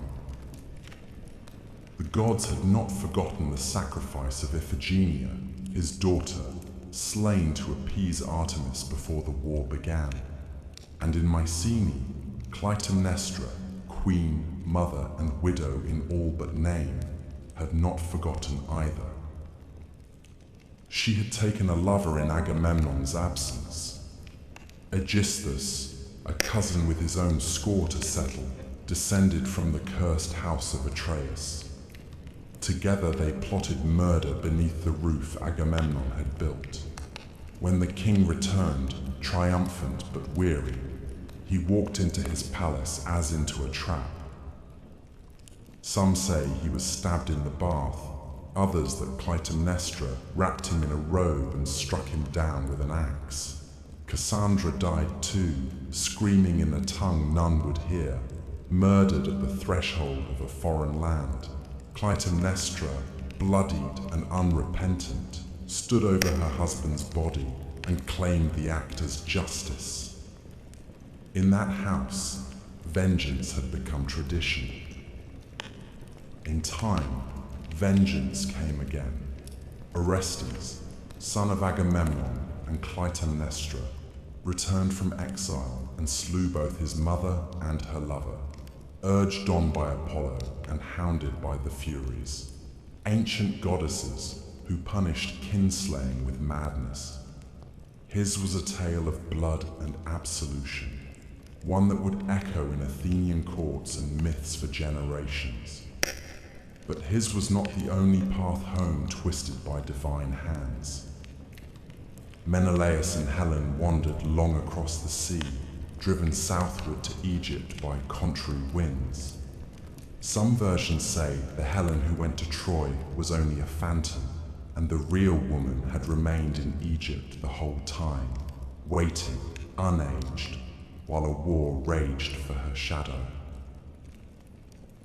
Others say she went willingly with Paris, and that Menelaus forgave her, wearied by war and longing for peace. They returned to Sparta at last, and ruled together in uneasy silence. But Helen's name, once a poem, had become a curse, and Sparta would never again rise as high as the day she left. But it was Odysseus whose journey became the most storied, the most sorrowful, the most enduring.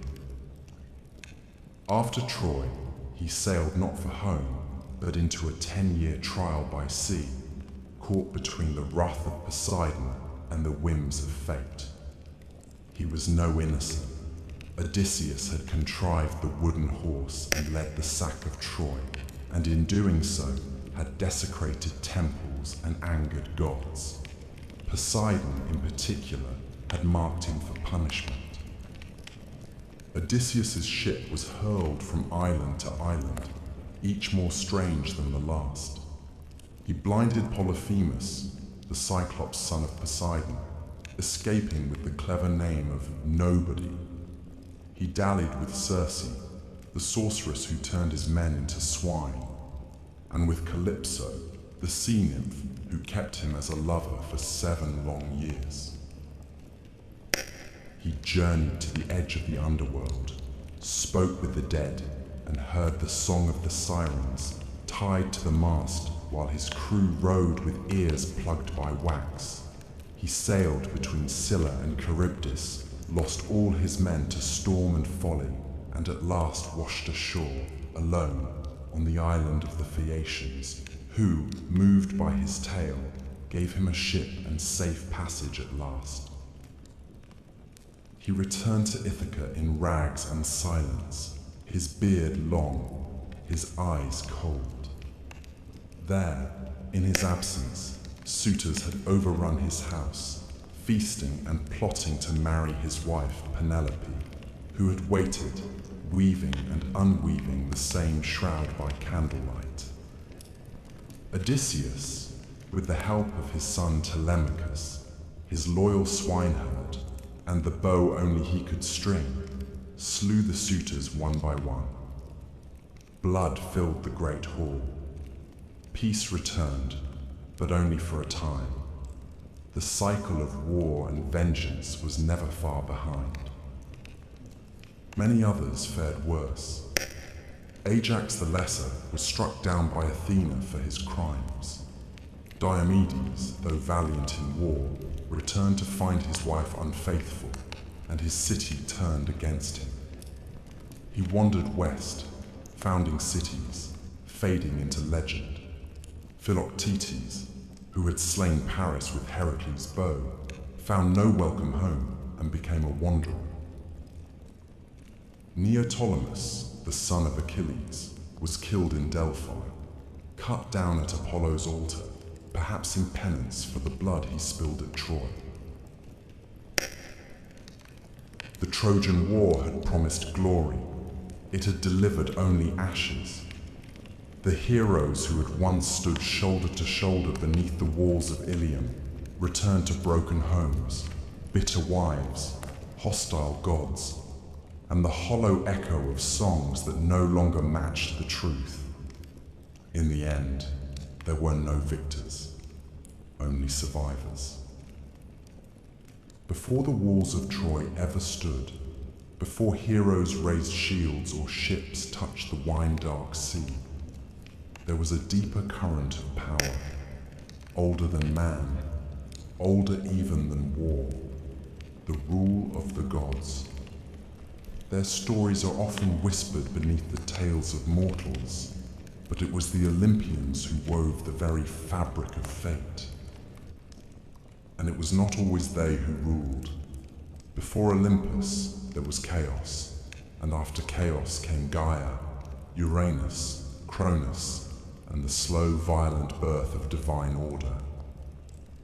The age of the Titans had ended with fire and thunder.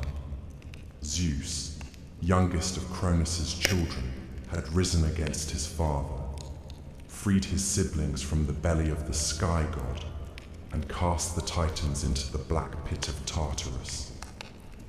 In their place rose the Olympians, 12 in number, though their names and thrones shifted with time. Zeus, Hera, Poseidon, Demeter, Hestia, Athena, Apollo, Artemis, Ares, Aphrodite, Hephaestus, and Hermes. Upon Mount Olympus, they built a new order, not kinder than the one before, but shrewder, more complex, and far more entangled with the fates of mortals. Zeus ruled from his golden throne, the thunderbolt always within reach, his voice law among gods and men. But his rule was not born solely from strength. He was a king who understood alliances, who rewarded loyalty and punished betrayal. He divided the world among his brothers, the sky for himself, the sea to Poseidon, and the underworld to Hades. Earth and Olympus they shared in uneasy balance. Around him, the new pantheon took shape. Hera, his sister and queen, reigned as goddess of marriage and childbirth, though her days were spent in fury and suspicion, for Zeus was never faithful. His liaisons were countless, with goddesses, nymphs, and mortal women alike, each union producing children who would rattle the world: Heracles, Perseus, Helen, Minos, and many more. Hera, ever watchful, punished his lovers and their offspring with wrath both cold and enduring. Beside them stood Athena, born not from a womb, but from Zeus's own skull, fully formed and armored, the goddess of wisdom and warcraft. She favored mortals who used cleverness over brute force, Odysseus above all, and guided cities like Athens to flourish under law and reason. Unlike Ares, who delighted in slaughter, Athena's warfare was disciplined and precise. Her presence marked the Olympian era as one of intellect as much as strength.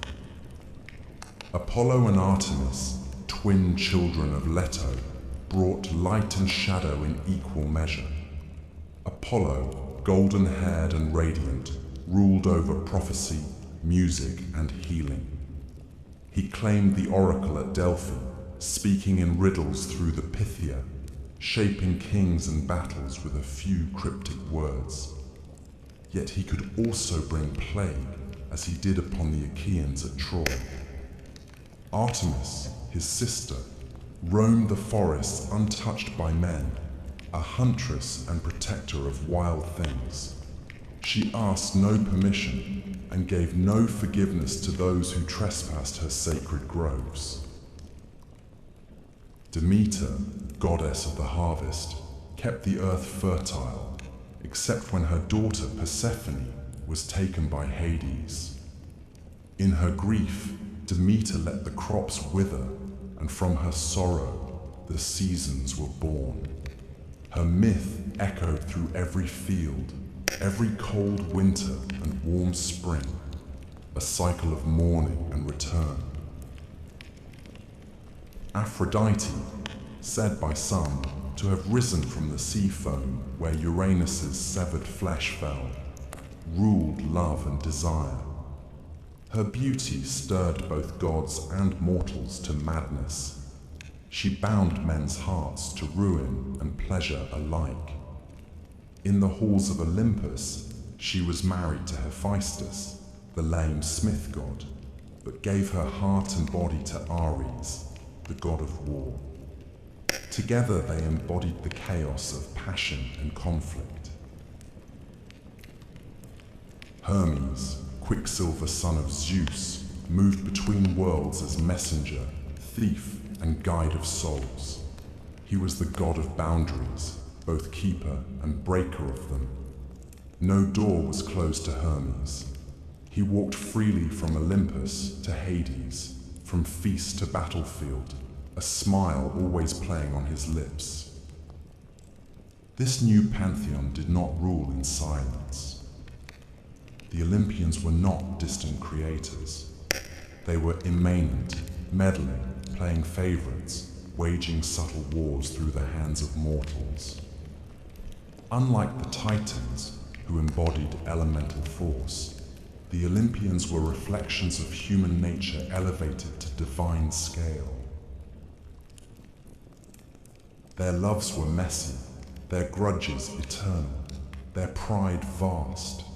They helped and hindered as whim dictated. Cities were founded in their honor. Sacrifices were burned for their favor.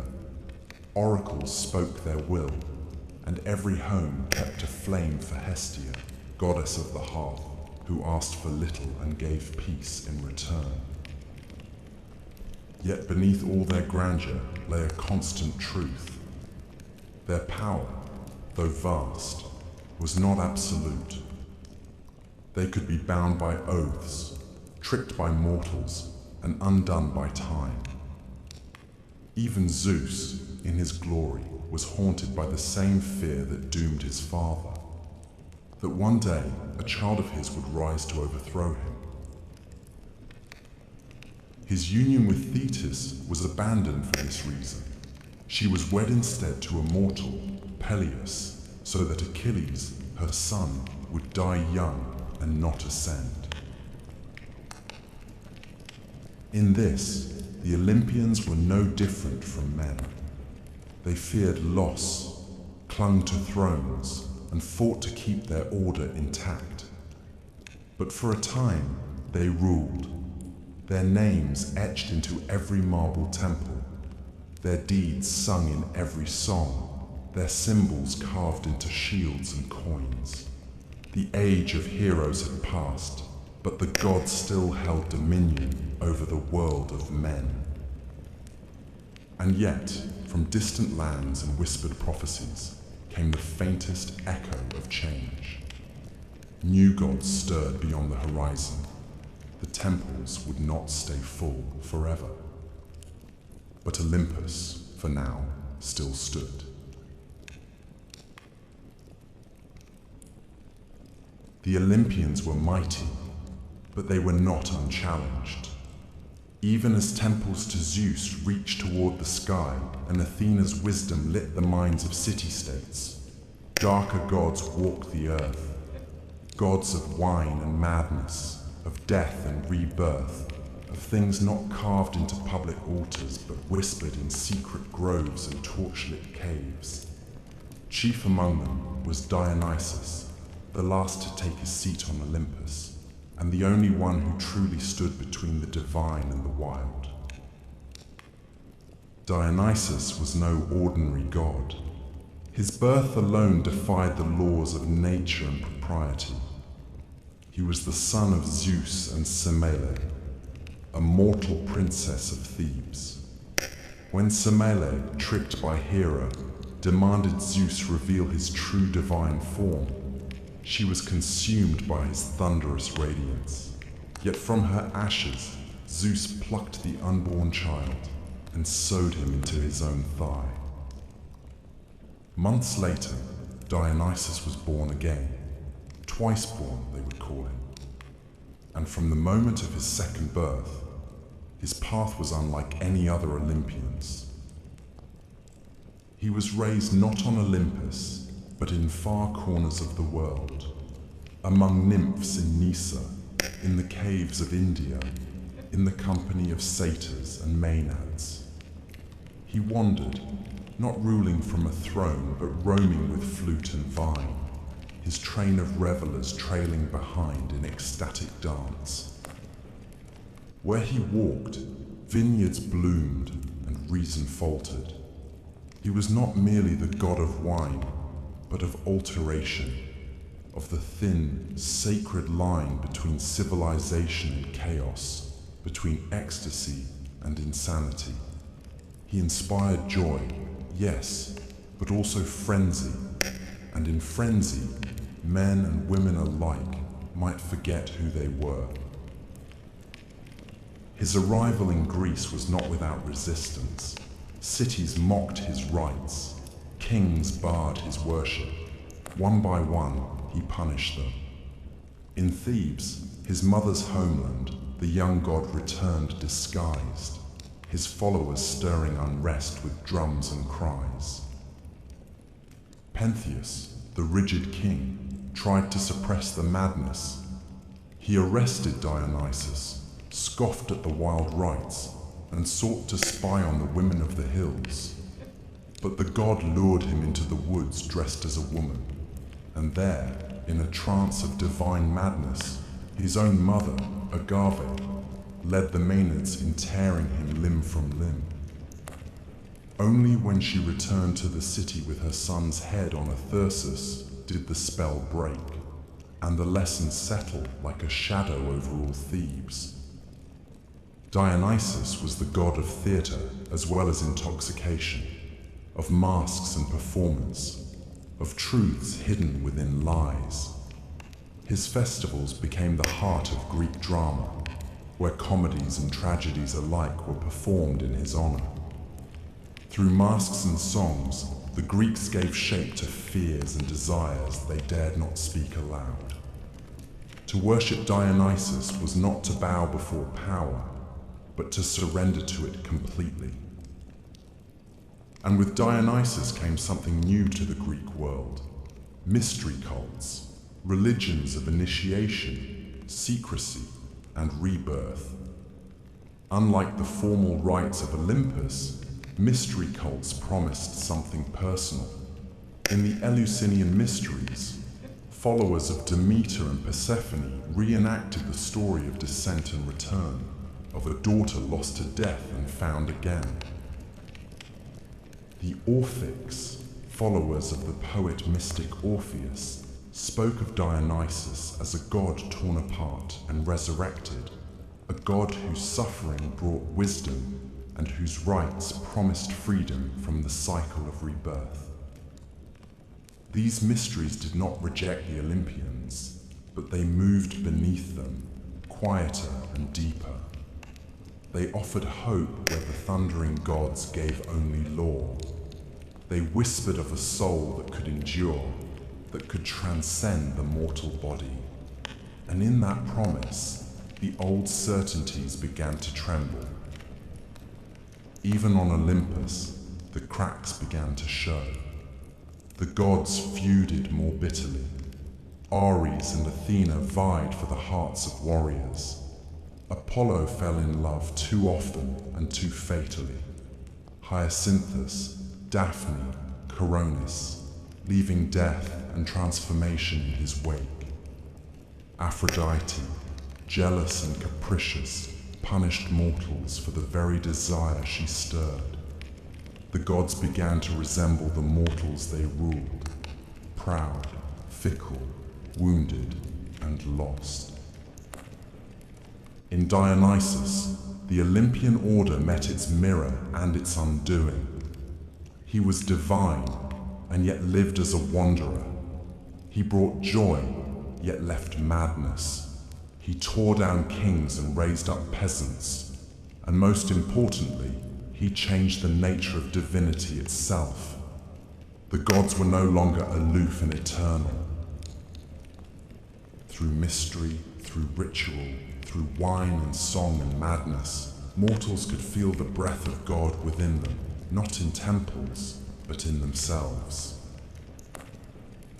And somewhere in the distance, beyond the wine-dark seas and the marble columns, new gods stirred. Rome was rising, the world was changing, and Olympus, for all its thrones and thunders, could already feel the wind shifting on the mountaintop. The Olympians, for all their immortality and glory, did not confine their stories to the high halls of Olympus. They descended again and again into the world of men. In the form of lovers, tempters, warriors, or punishers. They mingled with mortals and left behind not just oracles or omens, but children. These children of gods and mortals, demigods, were born into a world that neither fully embraced them nor could ever fully contain them. Some became kings, others monsters, but a few became legends, their stories lasting longer than the walls of Troy or even the temples of the gods who sired them. Foremost among these was Heracles, the son of Zeus and Alcmene, a mortal queen of Thebes. His conception was marked by trickery. Zeus came to Alcmene in the form of her husband, drawing out the night so that it lasted twice as long. From that deception, Heracles was born, already shadowed by Hera's wrath. For Hera, the Queen of Heaven, could never abide her husband's infidelities, and she made the life of Heracles a crucible of torment. While still in his cradle, she sent serpents to kill him, and the infant strangled them with his bare hands. Heracles grew into a man of impossible strength, but it was not brute force that defined his legend. It was penance. In a fit of divinely sent madness, Hera's vengeance again, he killed his wife and children. Racked by grief, he sought purification at the Oracle of Delphi. There, he was told to serve Eurystheus, a petty king, and complete 12 labors, each more impossible than the last. He wrestled the Nemean lion, whose hide no blade could pierce. He slew the Lernaean hydra, cauterizing each writhing neck. He captured the Erymanthian boar, cleansed the stables of Algaeus in a single day, drove away the Stymphalian birds, and tamed the Cretan bull.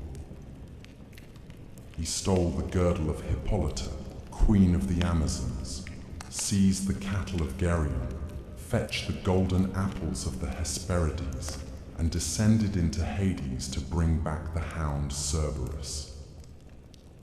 Each trial was more than a feat of strength. They were encounters with death, with the edge of the world, with the very fabric of human suffering. Through them, Heracles became more than a hero. He became a symbol of mortal endurance, of pain redeemed through effort. At his death, poisoned by a robe soaked in the blood of a centaur, he built his own funeral pyre and climbed atop it, mortal no longer. The gods took him to Olympus, where even Hera, at last, accepted him as divine. He became the only mortal to join the pantheon, a god forged in agony. Yet Heracles was not the first demigod, nor the only one whose story shaped the fate of mortals. Long before him came Perseus, another son of Zeus, born of Danae, who was imprisoned in a bronze tower because of a prophecy that her child would kill her father. But fate, once set in motion, cannot be locked away. Zeus came to her not as a man, but as a shower of gold, and from that union, Perseus was born. Abandoned at sea in a chest, mother and child survived and were taken in by a kind fisherman. But again, a king's lust, this time Polydectes, who desired Danae, set Perseus on a path of peril. Ordered to bring back the head of Medusa, the Gorgon whose gaze turned men to stone, Perseus embarked on his quest armed by the gods. Hermes gave him a sword, Athena a polished shield. He stole the eye of the Grey, the old Grey sisters who shared one vision among them, and learned the Gorgon's location. With Athena's guidance, he approached as Medusa slept, using the mirror of his shield to strike without looking, and severed her head. From her neck sprang Pegasus, the winged horse, and Chrysaor, a warrior of gold. Perseus escaped with their help, and on his return journey, rescued Andromeda from a sea monster, married her, and founded dynasties. His lineage would carry on to Heracles, linking their stories by blood and fate.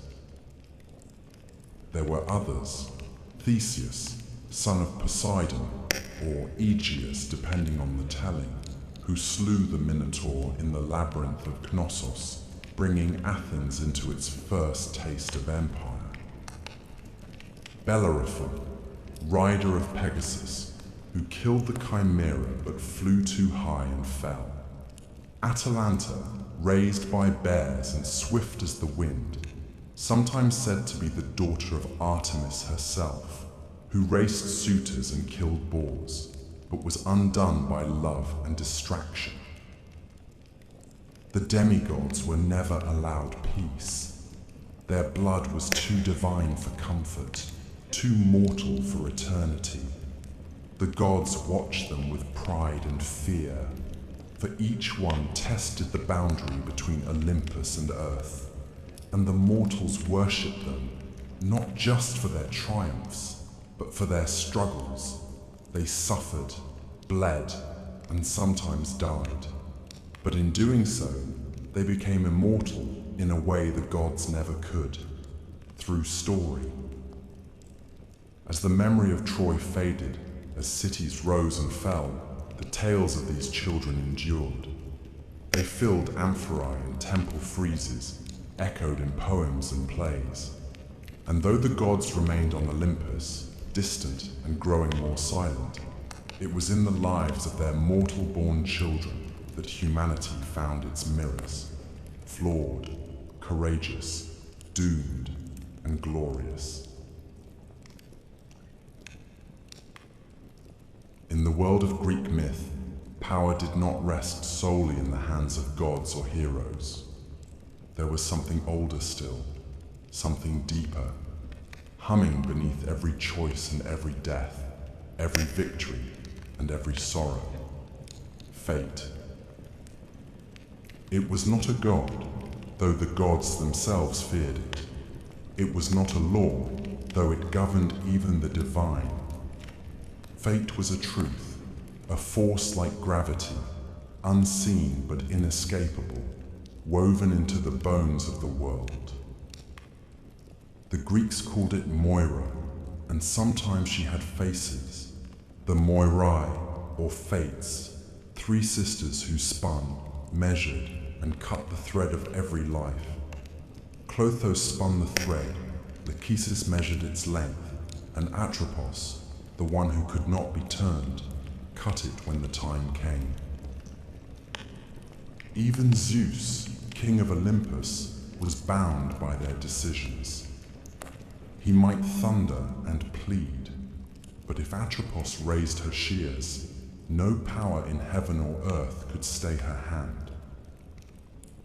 And so, if fate ruled all, what hope had man? The answer lay in omens and oracles, the strange subtle language of the gods and the signs sent to those who dared to read them. The Greeks did not believe they could change their fates, but they believed they might understand them. To see the future was to brace oneself against it, to try, perhaps vainly, to prepare the soul. The most famous oracle in all of Greece was at Delphi, where Apollo spoke through the Pythia, a woman seated upon a tripod over a steaming chasm in the temple's stone floor. She inhaled vapors, slipped into trance, and delivered the words of the god in riddles and fragments. Kings, generals, and common men came to her, some to seek glory, others merely survival. But her words were never straightforward. Apollo did not deal in certainties. A prophecy, like a blade, could cut both ways. So many stories twisted around her cryptic pronouncements. Croesus, king of Lydia, asked the oracle if he should wage war on the Persians. She told him that if he crossed the river, he would destroy a great empire. He did not realize the empire would be his own. Oedipus, too, was told he would kill his father and marry his mother. His parents tried to thwart the prophecy by abandoning him. He, in turn, fled his supposed home to avoid fulfilling it, only to walk straight into its jaws. The oracle, as always, had been correct. It was men's misinterpretation that doomed them. There were other oracles too, at Dodona, where the rustling of sacred oaks revealed the will of Zeus, at Delos, where Leto gave birth to Apollo and Artemis, at Ammon in Libya, and countless smaller shrines where dreams, animal entrails, birds in flight, or the trembling of a flame gave voice to the unknowable.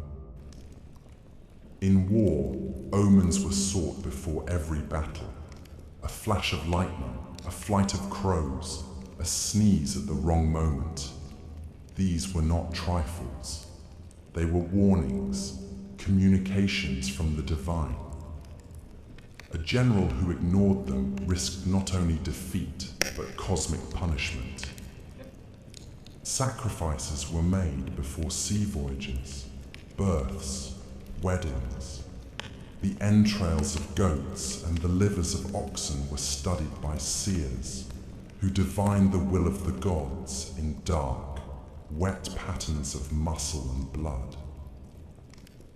The art of reading omens became its own power.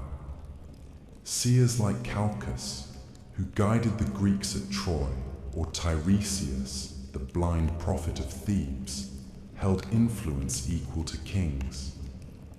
Tiresias in particular, touched by both male and female life, was said to have lived 7 generations, his wisdom unrivaled, his visions sometimes a curse to those who asked for them.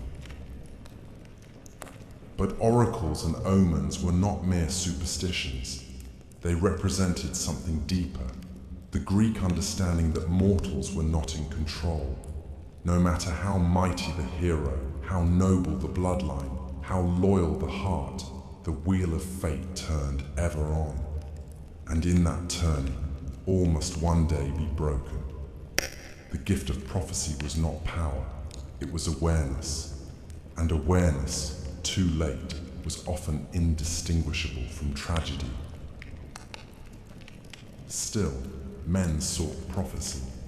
They climbed mountain paths to Delphi, brought gold and goat blood, asked questions in trembling voices. For even if fate could not be changed, it could be faced. To know the storm was coming was not to stop it, but it was, perhaps, to die with eyes open. In this tension, between knowledge and helplessness, between the known and the feared, the Greeks found meaning. Their stories were not about victory over destiny, but dignity within it.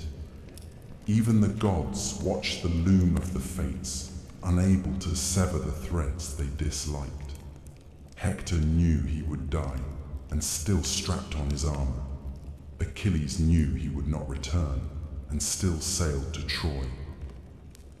Oedipus sought to flee his doom, and instead ran headlong into it. And the Pythia kept breathing, year after year, whispering riddles in the smoke, her voice the cold breath of a world that had already decided what was to come.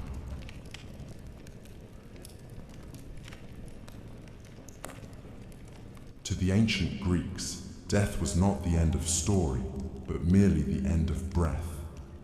What followed was not heaven or hell in the Christian sense, but a realm both more neutral and more ancient, a land beneath the earth where all the dead, great and small, noble and villainous, made their final journey. This place was Hades, named for the god who ruled it, and though it bore no flames, no pitchforks, no horned demons, it inspired a dread so deep that mortals seldom spoke the god's name aloud. They called him instead Pluton, the wealthy one, for all riches, all veins of silver and gold came from beneath the earth, and so too did the dead. The geography of the underworld was shaped not by logic, but by myth and memory. At its threshold ran the 5 rivers, Styx, the river of hatred and sacred oaths, Acheron, the river of sorrow, Phlegethon, of fire, Cocytus, of lamentation, and Lethe, of forgetfulness. Each marked a boundary not only physical but spiritual. The dead arrived as shadows, Suchai, breathless and bloodless, stripped of voice and form, and crossed into Hades with the help of Charon, the ferryman. For a coin, he would row them across Acheron. Those without proper burial, those who could not pay, were left to wander the shores for 100 years, whispering and weeping. Upon entry, the souls were met by Cerberus, the 3-headed hound who kept the dead in and the living out. Beyond him stretched the plains of Asphodel, grey and dim, where most souls drifted in forgetful silence, murmuring like dry leaves. But not all fates were equal. The underworld had its judges, Minos, Rhadamanthus, and Iarchus, who weighed each soul. The truly wicked were cast into Tartarus, a chasm of torment deeper than even the Titan's prison, where oath-breakers, murderers, and traitors suffered torments crafted to mirror their crimes. Sisyphus rolled his stone, Tantalus thirsted forever beside unreachable water, and Ixion spun upon his fiery wheel. The rare few deemed worthy of reward passed to the Elysian fields, a paradise of soft winds, green meadows, and perpetual spring. There, heroes might linger in comfort, their memories intact, their deeds honored. Still fewer souls might choose to be reborn, passing through the river Lethe to forget their past lives, beginning the cycle anew. In later mystery religions, a soul might even hope to escape the wheel entirely and ascend to the stars, but such fates were rare and uncertain. At the heart of this realm stood Hades, stern and silent, a king without vanity. He did not seek worship, did not interfere in the affairs of mortals. He simply ruled, and he ruled absolutely. His realm did not change, and he preferred it that way. He was not evil, as later myths would paint him, but immovable, indifferent, the shadow cast by Zeus's storm and Poseidon's tide. And by his side stood Persephone, queen of the underworld, whose story, perhaps more than any other, reveals the strange duality of death in Greek thought. Persephone was the daughter of Demeter, goddess of the harvest. One spring day, as she gathered flowers, the earth split open, and Hades rose in his chariot. He took her, swiftly and without consent, down into his realm. Demeter, in her grief, let the earth wither. Crops failed, rivers dried, famine swept across the land. No prayer could sway her. She would not let the world grow green again until her daughter was returned.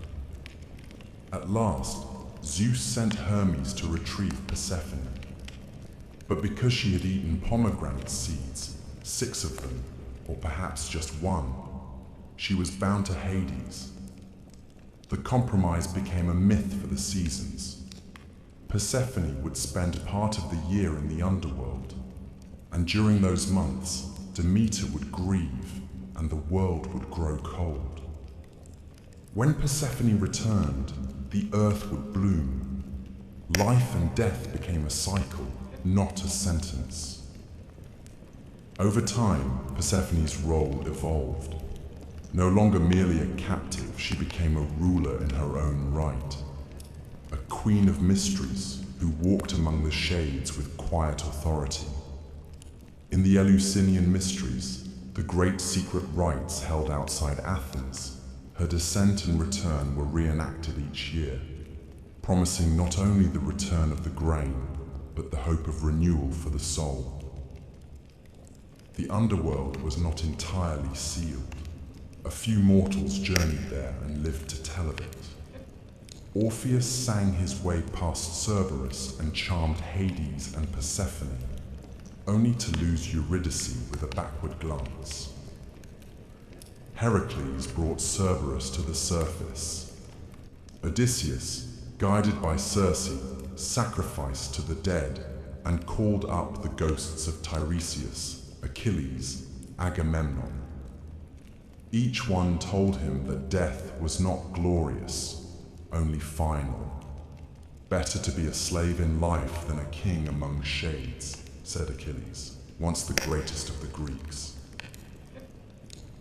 And so the Greeks built their tombs with care. They buried the dead with coins for Charon, with weapons, wine, and songs. They poured libations and made offerings at the family hearth, for the dead were never truly gone. They haunted dreams, sent signs, and sometimes, through rites and blood, could even be called back for answers best left unspoken. The underworld was a mirror of life, of memory, of justice without appeal. It offered no heaven for the faithful, nor hell for the faithless. It simply existed, vast and dark, ruled by a god who did not seek love or prayers, only silence. In that stillness, the Greeks saw the shape of eternity. And in the stories they told of Hades and Persephone, of shadows and judgment, of rivers and thrones beneath the earth, they gave death its place in the order of the cosmos, not as a punishment, but as a passage. Even the gods are not immortal, not in memory, not in power, and not in reverence. There comes a moment in every mythic cycle where the divine grows quiet, where once vivid figures fade from the edges of men's dreams, and thrones once built in thunder are worn smooth by time. For the gods of Olympus, that slow retreat began not with war or prophecy, but with Rome, and with a world that had grown restless under the weight of old stories. The Romans did not destroy the Greek gods. They adopted them, gave them new names, folded their myths into Roman values and Roman conquest. Zeus became Jupiter, Hera became Juno, Poseidon became Neptune, and so on. An act of transformation as calculated as it was reverent.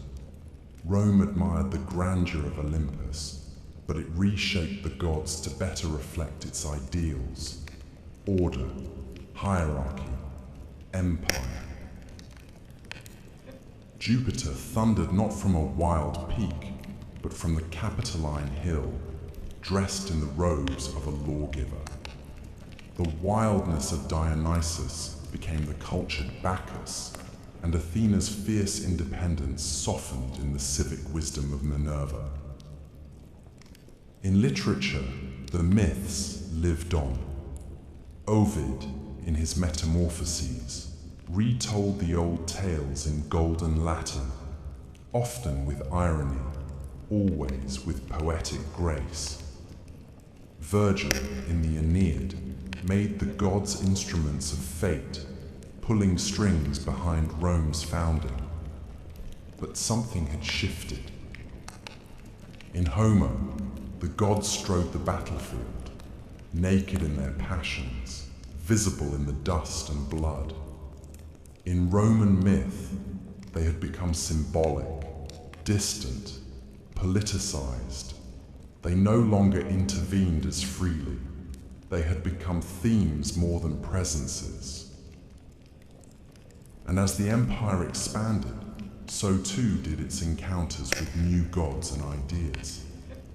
From the east came Mithras, a deity born from stone, slayer of cosmic bulls.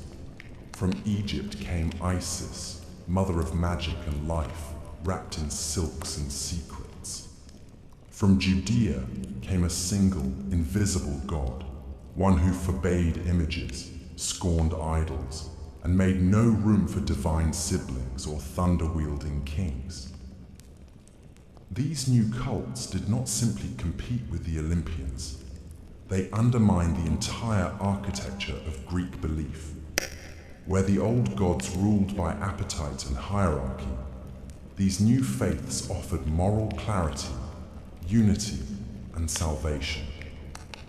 At the same time, philosophy began to erode the mythic world from within. Thinkers like Xenophanes had long mocked the idea of gods shaped in the image of men, arguing that if oxen had gods, they too would look bovine.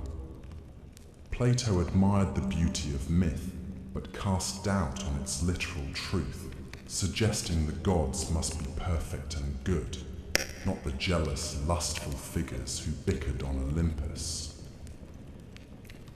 Epicurus declared that the gods existed but took no interest in human affairs, and that fear of divine punishment was a superstition to be cast off.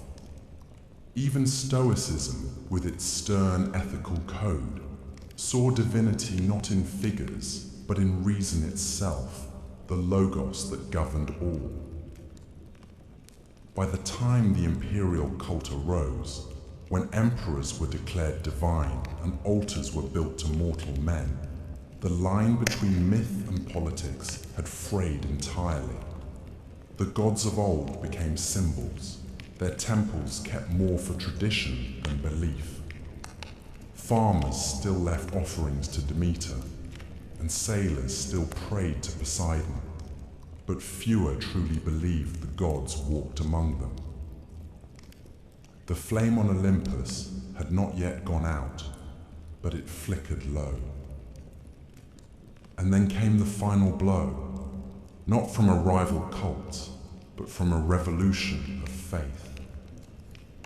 Christianity, once a fringe sect of persecuted believers, began to spread across the empire, carried not by sword, but by word. Its God was unseen, singular, and omnipotent.